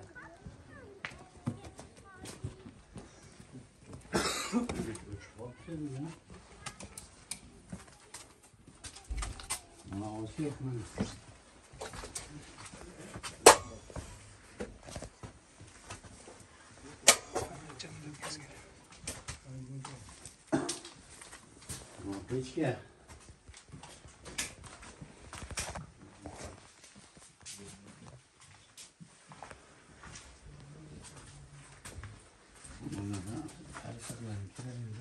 Бул жерде качан иштедиңиз эле акыркы жолу? Кече кылдык. Кече кеч кылдык? Кеч кылдык. Канча эме жасадыңыздар? Канча киши иштейт? 3 кишилер, мен, аялым, яна бекени өзүбүз келип. Санитарный книжкаңыздар барбы, чөбүз? Книжка бар. Бериңиздерчи. Мына жерге кантип жасап атасыз? Муну ким уруксат берди? Санэпидстанция. Мана стол десеңиз. Жок, столдо жасайсыз. Муну кебетеси эмне? Муну кантип уруксат берди санэпидстанция сизге? Ушу балдарга тамак аш жасаганга кантип уруксат берди? Просто bir lelon samadım da montaj. Мынакей, караңыз. Көрдүм мен тайын. Не деген? Мына бул не деген нерсе? Мынакей, балдарга тамак жасап берип аткандагыңыз. Мынакей. Мына. Ушуну менен балдарга ысыгын алсам üşeydi da bunda hocam. Ушуну менен балдарга тамак жасап берип атасыз. Yok, bunu mananın lislerde üşeydi, o lislerde ısık oladı, o lislerde o peşkenden oladı. Lisleringizin gebetesi uşu? Muna o mine? Mana lisler, manalar lislerde, mana lislerde sonlar. Neyse sonu bunu? Bunu mandan o peşkeden olganda, mandan o peşkenden üşeydi de ısıkta mana. Moniciga sonladı bu. Dışarıdan peşkeden mana oladı. Bu peşkeden opak sayıdan bir günde koruyat edin. Yok, Alvarçat Kingst'in karasında emez men. Gebetesini aytıp atam, moğulların gebetesini. Bu men özüm bölge kılmayman da bu bölge kalıplar. Özüm men korku men pranik kılamam, o lislerde kılamam. Korcuk menen pranikti kaçan jasadыңыз? Keç günüm korcuyu kıldım, bana bir gün gelgeydim aytaplarga. Kança korcuk jasadыңыз? 2,5 litre korcu yasadım. Kança gramdan? 60 gramdan. 60 gramdan? Tutmam karşı. Sizin korcuklarınız 60 gramdan çıkpay koydu. Biz hazır barıp arkamızdan barıp büt taştaga mekteplerimizi kıdırıp geldik. Videoga tartıp, her birin videoga tartıp çıkarıp geldik. 45 gramdan taştap dursiz. 45 gram yok da. Men barıp atayın tartıp geldim. Men alıp gelganam ama. Pranikler kimdiki? Prani 50 bin. Kimdiki? Prani mi bir jodan olaman. Biröden alasız. Olaman. Siz bardığın ele biröden alasız da. Özünüz jazabaysız bu. Men özüm yasayım mana. Xudo bitti olsa mana xotinim, mana göday bolam bor 3 yaşar mana. Kecha ish qilding mana kecha ish qilib. Shu yerga sizga sanepidstansiya qancha ruxsat berib qo'ydi? Shunday baldarning tamog'ini jasaganga. Bunday shartda qancha ruxsat berdi? Dada Sarxon bor edi. So'ragan turganmiz endi. Siz bor ekanini ishonmayman. Hozir endi og'a mana pol chataq xolos. Men bor ekanini ishonmayman sizning so'zingizga. Men faktiga ishonaman. Ko'zim bilan ko'rib atgan narsa. Men mana ko'rgan narsam shu bo'lib o'tadi. Qana, bunaki. Mana kecha qildik mana shu narsalar chiqqan adxut mana. Anam, misol kechqurun qilingan ish. Mana qattiqlar, mana yog'lar. Ana 3 yashar bolam bor, bolamni hurmatdan aytaman, kecha qildik 2,5 yil bugun berib keldim men shu narsani. Siz bireylerden satın men bir gün sotib olaman buni, tan olaman, bir kunligini olaman. Satib olasiz. Men boshida 5 kun sotib oldim mana, qaniydan oldim. Boshida mana sexim. Siz kimden satib olasiz hozir? Hozir Gulzoddan olaman. Chepi Gulzod degan qizdan bir haftada 140 kilo prani olaman. Abi ne sebepten siz andan satib olasiz? Prani ulgumiyman, meni glazorovkasini bilmayman. Kimdege satib olasiz? Siz andan uvara olup, siz satib alıp, anan mektepke aparıp bergeningizde nemi aktardı? Men bir kunligimni deyapman, pranida glazorovkasi. Kim sizge ruxsat berdi? Biröden satib alıp mektepke aparganga, ortomçu olup ortadan tıyın jegenge. Qaysı mizam negizinde ruxsat? Yo'q, hozir tiyinam yo'q. Mana o zaman naqd ko'ryapsiz. 1 kilo shakar 70 so'm bo'lsa, 11.700 so'm bo'lsa, tiyin ham yo'q og'a. Burun ishlaganmiz 50 so'mlik mahalda. Bo'lgan, tiyin ham bo'lgan, 5-10 so'm qolgan, bizning 65 so'm. Men 1200 so'mlik bizning qo'yib aylanib kelaman bir kunda. Bir kunda 1200 so'm benzinga ketadi. Bizning qo'yaman. Hozir misolda siz aytgan tiyin yo'q, просто doговорga qo'l qo'yganim, 1000 so'm aqcha ketadi. qo'l qo'yganim uchun ishlayapman noiloj. Men doговорga qo'l qo'yib qilaman deb qo'yganim uchun qilyapman shuni. Bo'lmasa men kim qiynayotadi sizni? O'zim qiynayapman. Men o'zim qiynayapman. O'zim qiynayapman. Men endi qariganda bir farzand ko'rib olganman. 2 ta go'dak, 3 ta go'dak bolalarim bor kichkina. Shularni hurmatdan ishlayapman. Tushundim. Ballariningiz bor ekan, boshqa ekan. Sizni kim qiynayotadi? Shuni jasab berdi. O'zimiz yerda o'zimiz uyalgan jo'qsiz-ku? Shunday yerdan tamoq jasab, ballar qalpar bergan. Endi menga qarangda, mana o yerda yer mana o. Bu to'g'ri. Endi buni hadda lenon solamiz. Siz o'shani solib, bir somat buni ichini bardığını tazalab, bolalar kirasiyalarga kelmasdan narsa yo'q. Anan keyin jasab, ballar qalpar bersangiz, men sizga echteke deyman. İşker qatarı, adam qatarı siz de ovqat qilishimiz kerak. Biz ağa qarshilığımız yo'q. Biroq bardıq narsa mizam cheginde yurish kerak. Siz mizam cheginde alib borishingiz kerak. Anam shunday narsa uyatda siz o'zingizda yo'q bo'lsa, men bir kunligini tan olyapman, bir kunligini olaman. Sizga ne keragi bor ancha? Gulzat ana boshqa kim ruxsat berdi sizga? Men ulgumay qolgan kunim olyapman. Sizga kim ruxsat berdi? Ulgumayapman o'shani. O'sha Gulzatdan sotib olib borganga sizga kim ruxsat berdi? Ulgumay qolyapman. Ulgumay qolganda so'ranib undan ham yarim olib ulgurbay qolsangiz aytpaysizmi? Rayonga borib, men ulgurbay jatam. Ушул жагына, ушул пряникти силер башка ошо Гүлзат деген бир чипы жасайт экен, жакшы жасайт экен, ошого өткөрүп бергиле десеңиз, алар мыйзамдуу түрдө өткөрүп берет. Сиз Гүлзаттыкын сиз алып барып бирөөнүн баласына берип атпайсызбы? Сиз өзүңүздүн балаңызга берсеңиз дагы, мен түшүнөм, сиз өзүңүздүн балаңыз, сиз жооп бересиз. А сиз башка бирөөлөрдүн балдарына апарып берип атасыз. Мен сертификатын алып берепмин да, сертификаты борду. Кантип коркпойсуз? Уян мектепке берadi. Сизге мына ушул жерге сертификат берген санэпидстанциянын ушул жерге берген кызматкерин камаш керек. Мына ушул жерге сизге сертификат берген, сизге да берген да, туурабы? Санэпидстанциядан алгансыз да. Бардыгы таза укмуш деген заключение бар да. Ошону да жоопко тартыш керек. Ушул нерсени берип, кичине тыйын алып алып, ушул жерге заключение берип, ана сиздерди ташытып аткан. Мен сакалыман кажы барген адам, мен тыйын бермей алып келип көрсөтүп алды деген. Ама азыр миллиондар бар еді. А бу жерде 10 күндөн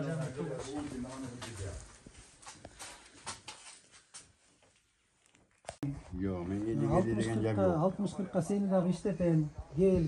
Bu gap bana bana aytdı, meni qarab uzatib qo'ydi. Men sizin sözünüzdü, men aytib atkan jo'qman. O'zingizdan chiqib atkan so'z to'g'rimi? Bizga tolash olarman deb o'tdi bola bermadim men. Bir kun olib kelishdan keyin hayratga qo'ydi. Mana ketdi shu. Bu mening sözüm emas. Ma Canivek so'zi bu. Bu sizin sözünüz. Canivek sizni qiynab so'zlatib atgan jo'q da, to'g'rimi? Siz aytib berib atasiz, mana aka. Hammaga Xudo bor. Hammamiz Alloh deb yashayapmiz. Alloh deb yashayapmiz. Hem o'sha Alloh men seni chuqurlardan sug'urib chiqdim. Oxir oqibati shumi? Allah degan ishni o'zingiz aji kishi ekansiz. Siz birinchi gezekte ошол тартипти, мыйзамды сакташыңыз керек. Мен үлгүмастан бурун, эми бүгүн гапты айтып берем, үлгүмастан бурун маңызман кылдым. Мен мындагы жойдо дедим, орну бош экен дедим. Сен кыласанмы десем, кыламан деди. Кеп сиздин бул экөөңөрдүн мамилеңерде эмес. Мен аны териштирбейм, ага келген жокмун. Мен сиздин ишиңизге келип атам. Эми бурасы маноники да. Сиз Кудай алдында ошо ажы катары ишти жакшы жасадым деп айтасызбы? Эми арасында бар. Хамасы жакшы эмес. Hammasi yaxshi emas. Rahmat. Men to'g'ri aytaman, hammasi yaxshi emas. Emeniki Bazarbayev qanday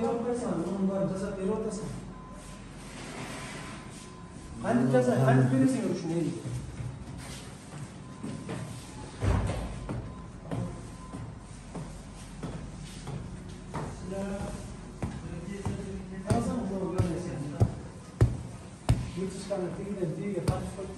Birinci esnada bir çakırmaç.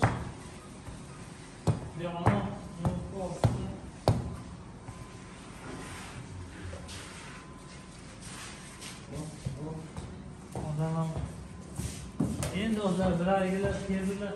Bir hafta 10 kundan chiqib ketdimi, chiqib ketib qoladi ekan, o'ta qiyin ekan-da.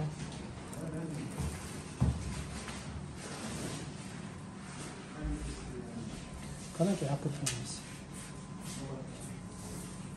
Aprelgacha bo'lishi kerak.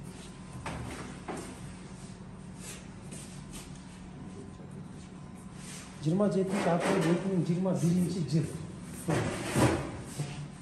2020 o'shunda olinganda, bahorda olganmiz-da buni. Endi darmon bahorda olamiz-da. Aprelda olyapsiz. Aprelda olamiz. Qachon olishing? Aprelda. 1 yilga beraverdim, santnishga.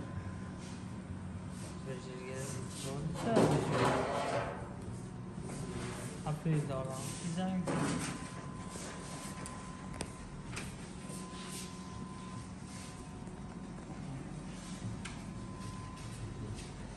Aprelda 2021 aprelda oldim. Aprelda olganmiz.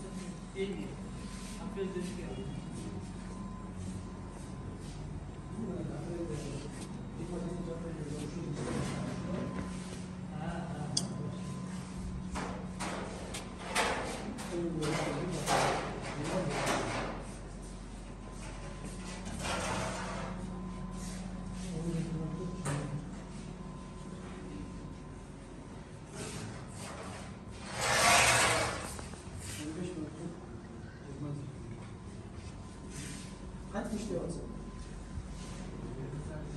Kim bilir hazır sen doğrusun mu cevap olmuşsun? Kim bilir?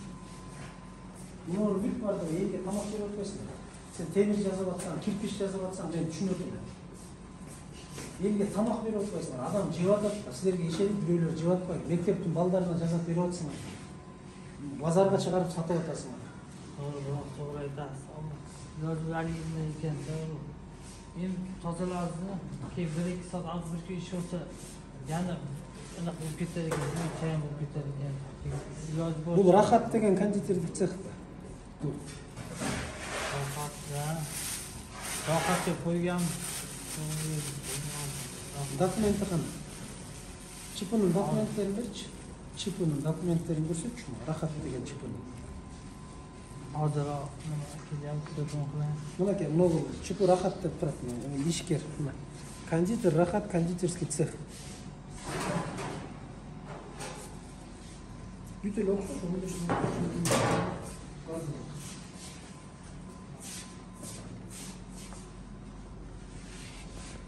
Bunlar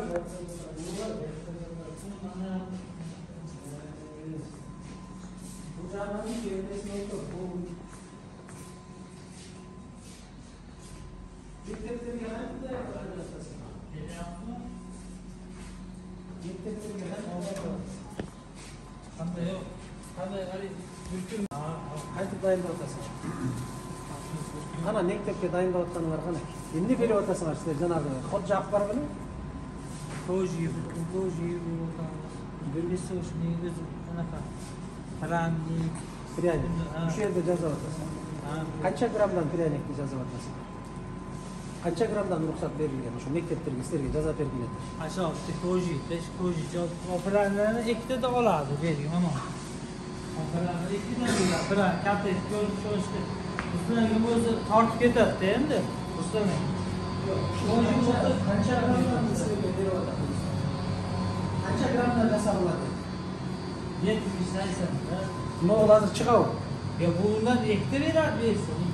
Men endi pryanik ko'rgan jo'qman mektepda. Bundan bersa ikki beradi. Ben cho'nglardan bittadan beradi. Qaysidan? Hozir bir Buna.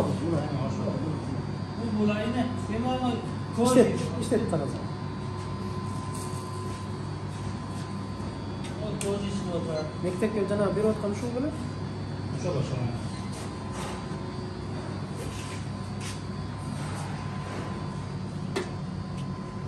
Bunaki gel gör.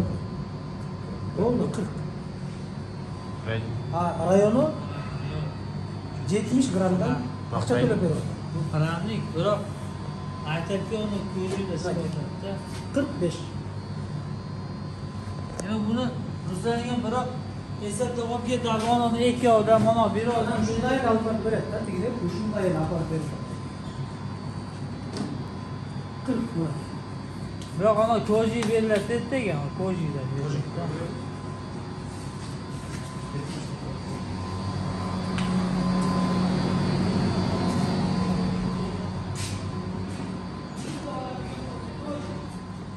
Planlarınızı 2000 oladi-da, masalan. Shundayda.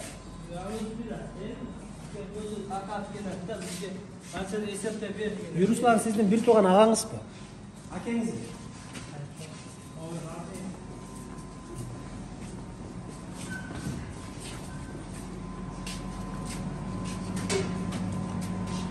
Buna 70 gram korcuk.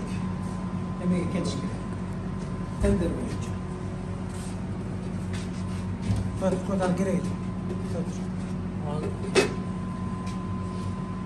70 60 10 gramdan alganda kebile manday bo'lib o'tadi, kebilani manday bo'lib o'tadi 75. Standart. Bular ortadan har birinden 10 gramdan oşonda sredniy jegende жанагы сумма чыгат да бирдеч. Bu kantip alıp ketip atat, bunu kantip жасап атат, kantip жеткирип берет. Эмне үчүн Чопот Тажибаевдин Кожоевге жана Кожобаевдин ал кара эмнеси түшүнүксүз эчтеке. Көрдүңөрбү силер чегерим жыйынтыгын кайра. Силер ушинтип балдарды камактандырып атасыңар азыр. Мына ушул жерде мына ушул цехтин жүзү, жанагы цехтин жүзү, силердин районунун тендердик комиссиясынын жүзү ушул. Ушинтип камактандырып атасыңар балдарды.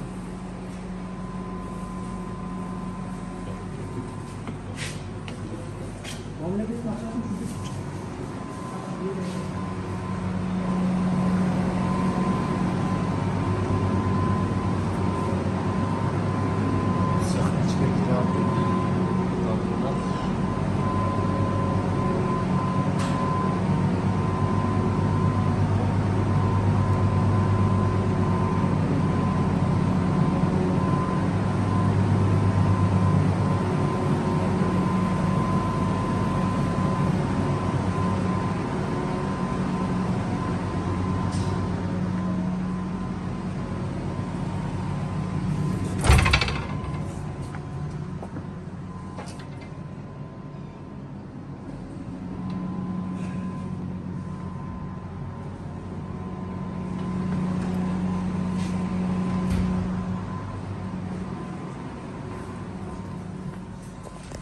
Tayfa'da girseniz ошондой бүт ачык шөчүктеринин бар. Тажибаев да базардын ичинде. Базардын ичинде. Тажибаев деп базардын ичинен чыкпады, мендечи базардан издесем. Тажибаев Зулпифайлык бөтүнө турат. Бирок электр энергиясын трёхпаска менен киргизип пайдаланат. Базада жок, демек ал каттоодон өткөн эмес деген сөз да турат. Значит, бөлөк фамилияда болушу мүмкүн бул. Каттоодо жок. Бул Тажибаев деп турат. Чопот Тажибаев бул киши жакшы билет экен. Ошолордон алып жүрөт. Мынакей. Министерство здравоохранения Кыргызской Республики, Новкатский межрайонный ЦПЗ и ГСМ. Актыны 10 август 21 жылы берип атасыңар, а? Кондитерский цех, Гулистан, свидетельство о регистрации в сфере акт санитарного обследования от 10.08.21 года. В результате экспертизы представленной документации и обследования объекта установлено строение перепрофилированное. Перечень помещений. Заготовочный цех 17,4 метра квадрат. Цех выпечки кондитерских изделий 25,6 метра квадратов. Посудомоечный 9,4 метра квадратов. Склад для хранения готовых продукций 9,2 метра квадратов. Общий бардын кошто канча болот? Так, 17,4 örnek. 17,4 25,6 9,4 9,2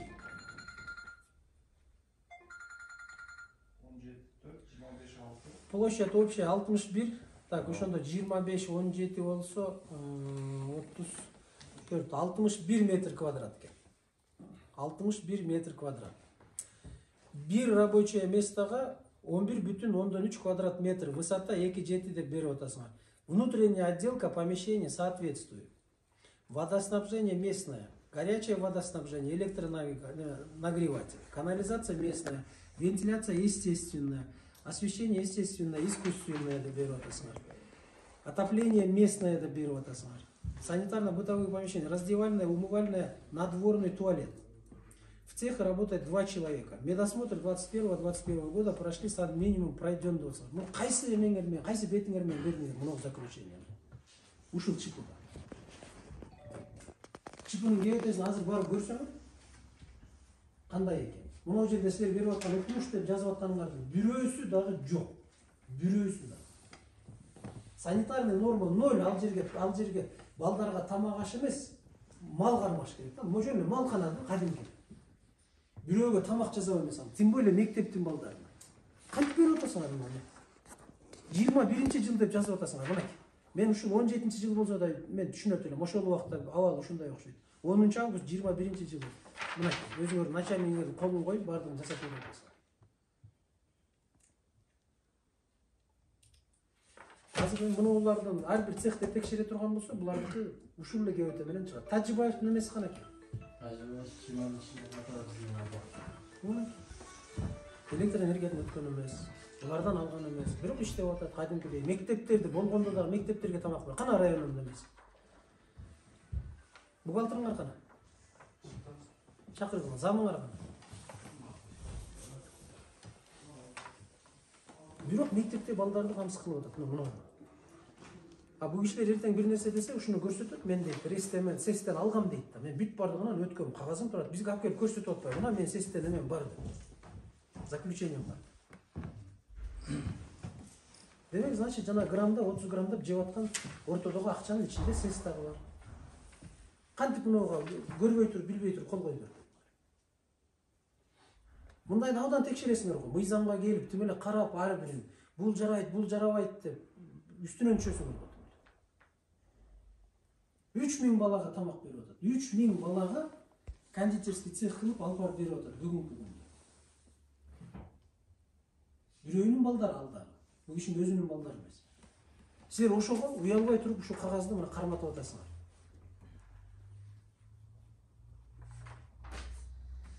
Полный жоопкерчиликке тартылыш. Здравомедов, СЭСта, мына кагаздар үчүн.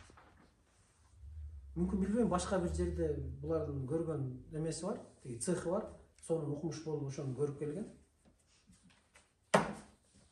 Же ошого берген. Мына. Бирок мынакей, Кожо Акбаров, Абдул Вахап. Сиз азыр кайсы жерде иштейсиз? Үйдө. Үй жактагы. Ким барып көргөн сесине? Бул түр Райхан бар. Райхан кеткенден бери Райхан бар кеткенден бери мен мына экинчи заключение алышым. Нема барган?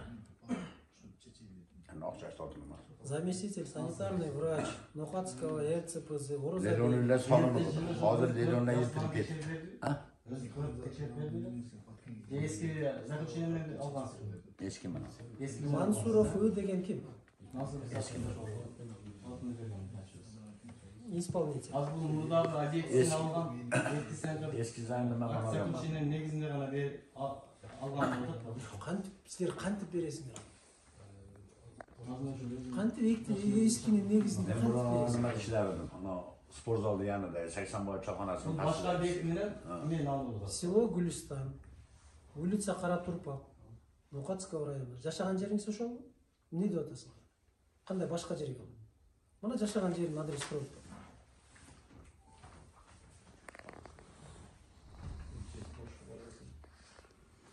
Силердики получается булардыкы дагы жок, заключение Тажибаевдики жагы. Эки инспекция мен азыр ушундай немелерди ушул бар. Бизде өрт коопсуздугу боюнча эч нерсе жок. Документация жок азыр. Базага вообще кирген эмес. Кайрылган. Мен иштегенде берип кажан эле. Нарейсан адам. Кайрылган дагы эмес. Мен жок, туура. Мен мисалы булардан өрт чыгып кетсе, сиздин ошо нече иштегенден бери мисалы силерге мен кайрылганым. Электр энергиясын иштетип атасыз. Туурабы? Тандырга деп эмен алып атасыз. От жагып атасыз жанагы жериңизде. Жылытам деп атасыз. Ал жерге 100 тонна көмүр жаксаңыз да жылыбайт. Жанагы тешиктерден эч кандай ал жерде жылуулук жок. Печке онсу Эми ошонун печка жагы аркылуу өрттөнүп кеттиңиз дейт. Ким жооп берет? Өрт болсо мамлекетке кайрыласыңар да. Кокуй эле кокуй, биздики күйүп атат, өртөнүп атат, пожарный тескери келет. Кеч келди. Анан айтасыңар кокуй кеч келди, суусу жок келди, эчтеке кылбай койду, мамлекет караш керек эле, мына минтип калдык, бизге компенсация бергиле дейсиңер. Эмненин негизинде мамлекет сиздерге компенсация бериш керек? Булар даже дарегиңиздерди билбейт. Туура мен иштегенде Siz буларга өзүңүздүн кайрылганым. Ам жок, буларда мен Siz өзүңүздүн эле инсандык жоопкерчилигиңиз ата. Тем более ажыга барып келген киши экенсиз. Колду жүрөккө коюп туруп, сиз ушунун бүт бардыгын сонун кылып жасап, реске барып, өрт өчүргүчтөргө барып, санэпстанцияны барып, апарып көрсөтүп бүт бардыгын. Кагаз жүзүндө жасап башкаларга үлгү боло турган адамсыз. Туурабы? Ажыга барып келген киши Кудай алдында бул башкаларга үлгү боло турган инсан деп билет, менин түшүнүгүм. Баарыбыз ушу ажылыкты насип кылса экен жараткан деп жүрөбүз. Анан сиздер ушинтип атсаңыздар, анан башкалар жөнүндө анда айтып кереги жок. Анда айтып кереги жок. Сиздер бара бериңиздер эмчегиз. Бүт эмени ушул эки объекттен эмеге алгыла. Кабыл алдым. Экөөнүн тең текшерүүгө алып барып көрүп, эмелер кандай болуп атат, эмне болуп атат, бүт бардыгын өз көзүңөр менен көрүп. Жарайт, түшүндүм. Хорошо? Жарайт. О, иште кыла бериңиздер. Жарайт. Келе атабы мен врач? Терминал төлөгөм. Жок, жок, жок. Сиз патентиңизди айтып атасыз. Салыкка. Канча салык төлөп атасыз? 3000 Соцфондкамы? Жок, салык. Налог. Налог көзү терминалдан патентим бар. Сиз патентке эле төлөп коесузбу? 4000 сом уш патент төкөм мен. Анан кийин болду. Болду. Кантип эме бухгалтерия, кантип которуп берип атсаңар акчаны? Бул кишинин объемуна кантип которуп берип атсаңар акчаны? Салык түшпөсө, эч нерсе түшпөсө. Сен которуу жолу менен жүргүзүп атпайсыңар акчаны. Берген отчет негизинде которуп. Кайсы отчет? Накладной көрүнөт. Ошо накладнойдо көрүнүп турбайбы силерге канча штук алып келип берип аткан бул кишини? Туурабы? Ооба. Соответствует этпей атат да ошо. Ошол жана силерге берип аткан фактически силер которуп берип аткан акча менен бул кишинин жүргүзүп аткан, алып барып аткан продуктусунун ортосунда чоң айырма болуп атпайбы? Ошол айырманы ошол жерде акт түзүп алып келгиле десек алып келбейт да мектептин эмелерчи. Мектептики алып келбейт, мектептики алып келбешет.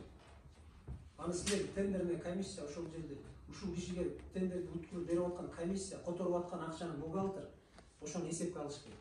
Мен мамлекеттин акчасын каяка которуп атам, эмнеге которуп атам? Кызыгып барып, көчүктү көтөрүп, креслодон туруп барып карап коюш керек. Biz ayıp maktablara bergen tabılda planımız. Tabılda finans ministrisi idokasını çıkarıp cıgındakını yoz beradi. Bunu alıp gelip Boğaziye'deki veramiz, Boğaziye'de hesap kitap kılardı. Öşünge ona çötküz beradi. Ошондой. Сиздин алып барган бүгүнкү продуктуңуз, мына сиз алып баргандан кийин артыңыздан биз бар. 70 граммдан 6 сомдон которуп атат бухгалтерия районунун. Сизге төлөп берип атат. 60 грамм. 60. Сиз алып барып атасыз 45 грамм. Men 6 kilo 3 tomona verip gidemem. Ana birlikte aytам. Men муну өзүмдүн мен айтып атам. Өзүбүздүн мына көзүбүз менен видеого барып тартып, эртең сизди дагы кокуй башканы көрсөттү деп таанып кетпесин деп, ошол ашканадагы кишини алып, мектептин тиги совхозун алып барып анан тартып атабыз. Мына көрүп алгыла, мына кийин сөз чыкпасын деп. Сиз тиги 2 күндүк товарыңызды алып барып өткөрүп берип коюп атасыз. Өзүңүздүн колуңузду коюп, сдал деп туруп, кагазды өткөзүп берип койдуңуз. А сиз күнүнө тендер боюнча, күнүнө таза алып барышыңыз керек. 3 күндүн ичинде сиз алып барган нерсе жарабай калып, балдар ууланат деп ким кепилдик берет? Туурабы? Бензиниңизге акча чыгарып атасыз. 1200 сомдон бензиниңизге күнүнө 20 күнгө акча чыгып атат. Туурабы? 24 000 сом бензиниңизге кетип атат. Туурабы? Аны дагы чыгарып атасыз. Анан дагы каяка чыгарасыңар? Кандай ушунун не кереги бар? Мен түшүнбөйм ушу. Болгон мамлекеттен бөлүнгөн акча, биртике акча. Ошону дагы граммдап, биягынан алып, тиягынан кыскартып, не кереги бар? Пендеге эмне? Ушунчалык дүйнө жетпейби пендеге? Курсак ток, кийим бүтүн. Курсак ток, кийим бүтүн, тынччылык, Кудайга шүгүр. Sağlığa götürmeye kaldı. Yaşam ötüptü, yollardan görmem. Geçepten başından durup aldım.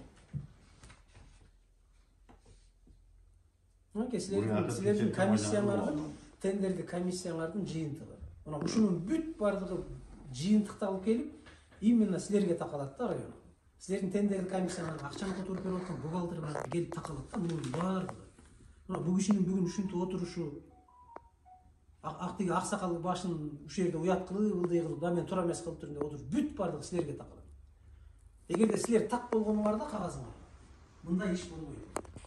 Биз ушинтип убара болуп келип, жерди кыдырып, силерге жаман жакшы көрүнгөн сөздү айтып жүрбөйт элек. Силер эле так туура жасап бүт бардыгын орду менен коюп койгонуңарда бүтмөйт. Эч ким эч нерсе дей албайт. Мына силер тендерден уттурдуңар, берип койдуңар акырын ортого. Акчасын алып келип берип турасыңар деп. Анан мына жыйынтыгы, мына сез. Адам кичине тыйынын алып коюп кагазын берип коет. Өмүрүндө барып көргөн эмес. Азыр бул боюнча мындай эле маалымат берип коеюн. Так, Хажакбаров, Хажакбаров бизге 2004-жылы катта отурган экен, жеке ишкер болуп. 2004-жылы. 19-да 20-жылдары салга төлөп атат, патенттер 4000 сомдон. 21-жылга келген дагы бир канча төлөп атат? Сал төкпөй атат 21-жылга. 21-де январда келмадым тендерге. 2019-жылы ноябрда патентин жаап атат. Иштебедим, болду иштебейм деп. 20-жылы. 20-жылы жаап атат патентти. Болду эми ишке кылбайм деп. Бирок булар порталга азыр тендерге кирип атышат. Мурда бизден справка алып кетишет эле. Азыр эми булар жанагы кар жок деген справка менен качып беришет да. Бизден справка сурап албай калышкан. Ошондон качып кетет. Азыр, анан буларга бизге 28-февралда хат келип атат Бишкектен. Тендер качкандар боюнчачы. Ал бул киши да ошолдун ичинде бар экен. Суммасы азыр мына жерде Жакпаров 2.238.ге ошончо оборот иш кылып атат. Бул азыр bunun үстүнө азыр бизден проверка бөлүмү булар иштин үстүнө азыр мемесин карап атышат азыр. Жана чыгымдары киришет. Бишкектен мына так 28 январь 12.30 катта буларда тизмеде бар экен да ошол тендер 21-жылы. 21-жылы январда 28 январда. Мен январда кирмеген. Бүгүн 21-жылдын декабры, жыл бүтүп атат. Ошондон бери эмне кылдыңар? Текшерген комиссияга эмне үчүн барып атыңар? Эмне үчүн чакырып атыңар, карап атыңар? Булар эми жана патентин жаап коюшкандагы иш кылышкан эместер жүрүшөт да. Азыр эми бирок силерге Бишкектен бери биз эми азыр булар мына мемеде быйыл декларация көрсөтөт суммасына. Бар, бизиктал декларациясына. Бул силерге эчтеке көрсөтпөйт, бир тыйын акчам жок дейт, көрсөтпөйт эч. Мен иштеген жокмун.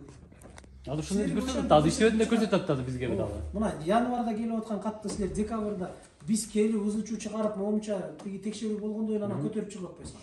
Ушундай болгон экен январда кат келип туруп бул киши да ошол жерде жүрөт деп. 2,5 миллион сомбу? 2 миллион, 2,5 миллион. Канча салык түшүш керек эле ошо? Төлөптү да бир сом дагы. Негизи канча түшүш керек? Булар өзү төккөнмөн да. 21-жылга. 21-ге төккөнүм жок. Ошо 21-ге төккөнүм жок. Кайсыны силер комиссия кайсыл эменин негизинде сентябрда мамлекеттик сатып алуу порталына жеке ишкерлер катышып атканда атайын 2 бөлүк бар. Бирөө налогтуку, бирөө соцфондтуку. Ошол бөлүктү басканда эгер карыз болсо не имеется, карыз жок болсо. Карыз болсо имеется деп. Бул киши киргенде не имеется. Кантип не имеется чыгат? Бүт жерде туруп атса. Ноокат эмес, Бишкек берип атса маалымат. Силер иштеп атат. 21-январда тендерге катнашмадым. Ноябрда мактап жопулду, мен патентти yozуп, патенти жокту. 21-январда катнашмадым. Сентябрда катнаштым. Мен 4 ай төкмөдүм. Sentyabr, oktyabr, noyabr, dekabr. 4 ayga patent tökkenim yok. Az aytdım mı? Patent tökkenim yok ama sentyabrda. Sentyabrdan beri işte yapan 21-yılda. Buna bizdeki çınırlı %100 uşunday da. Biz ile otpayız, bardığız, kokuyla, kokuyu, turamez tekşerip atasınlar, kıynap atasınlar, antip atasınlar, neydi atasınlar, deyip otpayız. Buna bizden, eğer de mamleket özünün getirip atkan akçaсын, özü berip atkan akçanın özü közömölük albasa, bizden %100 uşunday. Biz gramda oturup 100 000 so'mduk akçalardı jeybiz. Gramda oturup. Gramda oturup. Men taң kaldım, Kudaya toba kıldım. Men uşu gramda oturup uşuncha akça çıgat dep oylogon emес. Men uşunu ukkanda, sizdin okuyağınızı ukkanda, men işengim kelgen emес. İşenesizби ata? Uşu жалган болуп калат го, койчу ушунча акча кантип чыксын? Жүрчү атайын барып көрүп келели деп. Азыр жок ошо. Биз келгендегибиз, негизги максатыбыз келгендегибиз. Мына ушунун бир аягына чындыгына чыгып коюу болчу. Мына биз келип анан кийин чындыгына чыккандагыбыз мынанча нерсе чыгып атат. Şeker 40 som, 50 som bir mahalda bugün ölçettim gram. Misal 70 gram olsa 60 gram meyvesi 10 gramdan kalıyor. Şekerden. Hazır misal şekerde. Ata beni kızıktırmayın. Şeker 40 som bu, 50 som bu, 70 som bu beni kızıktırmayın. Siz oşol işke girip atkanda büyük bardığın eseptep kiresiz. бул мынча болот, бул мынча болот. Мен келиниме мынча айлык төлөйм, аялыма мынча айлык төлөйм, өзүмө мынча, машинама мынча сомго бензин куям, мынча сомго оңдотом. Анан ошол сумма чыкса, актай турган болсо, анан сиз ошого кирип, катышып утасыз, туурабы? Сиз бекер эле иштей бербейсиз да, жөн эле. Өзүңүздүн чөнтөгүңүздөн акча салып эле барып балдарга тамак берип эле бербейсиз. Эми ошону баардыгын эсептеп алып кириш керек. Бул сентябрдан көтөрүлүп кетти бул нерсе. Эми ошонун баарын эсептеп кириш керек. Мына сентябрдан баштап Өзү кирсеңиз, болду, мына мен печеньелеримиздин баарын балдарга тамак берип атасыз. Балдарга. Башкага эмес. Мен түшүнөм, эгерде бир жаныбарларга бир жем ташып атсаңыз, башка кылып атса мен түшүнөм. Эми малга баягы бир нерсе кылып атам. Мен ошого барган Биз балдарга бирөөнүн балдарына болгондо кыянат мушагарга жооп бере алмам. Сабап мен 2 күнгө баргандан сибил кешкөн кыламыз күндүз барам. 70 миңден жанагы мына 70-тен 70 граммдан деп акча бөлүп берет району. Ошол акчаны төгөт булар. Как положено 66 сомдон 70 грамм деп туруп төгөт. Ал жерде ортодо чыкпайт да, булар жанагы 30 граммдан ортодон жейт. Анан 30 грамм чогулуп отуруп жанагы 180 миң акча чогулат бир айдын ичинде. Ошодон мынакей бул кишинин бензинине чыгарып салгыла 24 миң сомдон, тиги 1200 сомдон бир күнгө кылалы, 20 күн калган күндөр балдар окубайт. 20 күндүгүндө 180 миң сом акча. Ошодон тиги 12 миңди эмес 24 миң сомду алып койгула. Калган акча ушул жерде бөмөдө сесте бөлүнөт. Мен түшүнгөнүмө караганда районодо бөлүнөт. Районунун бухгалтериясы бардыгын билет аны. Кайерде кандай акча бар? Тендердеги комиссиянын жетекчилери бүт бардыгын билет. Меймандарына келип, колдон жүрөктөрүн алып, да биз ката кетирдик, момундай болгон эле. Ушундай иш жасалды эле, билдик, билбедик, пенделик кылдык деп туруп келе турган болсо, ошол жагындагы жетекчилер менен сүйлөшүшүбүз керек. Кандай кылса болот? Акчасын кайра төгөбү, баягы мамлекеттен кетирип аткан зыяндын бардыгын. Жок, андай эмес болсо, анда толук укук коргоо органдары менен иш козголуш керек дагы, бардыгы мыйзам чегинде жазасын алыш керек. Ушундай, рахмат. Берки врачыңыздар келди? Азыр чакыртсы дейм. Канча убакытта келесиз? Башка кылып сүйлөп, сиз өзүңүздүн оозуңуз менен айтып бересиз. Мындай болду, мындай болду, мындай болду. Эми ал ички маселеңиз. Бухгалтериңиз менен канча акча берип жүрсөңүз кайратка бардыгын сүйлөшүп. Бардыгын айтып дегиле, түшүндүргүлө. Давайте ортого келелик. Мен дагы бирөө үчүн страдать этип кетип калгым келбейт. Жаман жакшы көрүнгүм келбейт мен дагы сен үчүн. Давай алган акчаңдын бүт бардыгын кайра ортого коелук да мамлекетке төгүп берели. Мынакейди. Ошону менен бардыгынан кутулалы десеңиз дагы сиздин оюңуз да бухгалтердин ою. Жок, андай эмес. Биз жок эле жок дей берсеңер, анда укук коргоо органдары бат эле таап чыгат, анын бардыгын текширип. Анда өзүңөрдүн, дагы өзүңүздөрдүн чечимиңиздер. Сизге эч кандай биздин пенде катары дообуз жок. Биздин болгон дообуз мамлекеттин акчасына. Мамлекет бөлүп аткан акчанын жок болуп кетип атканы. Берде ошол районунун жана тендерный комиссиясы, башкы эсепчиси маселе ошолордо жатат.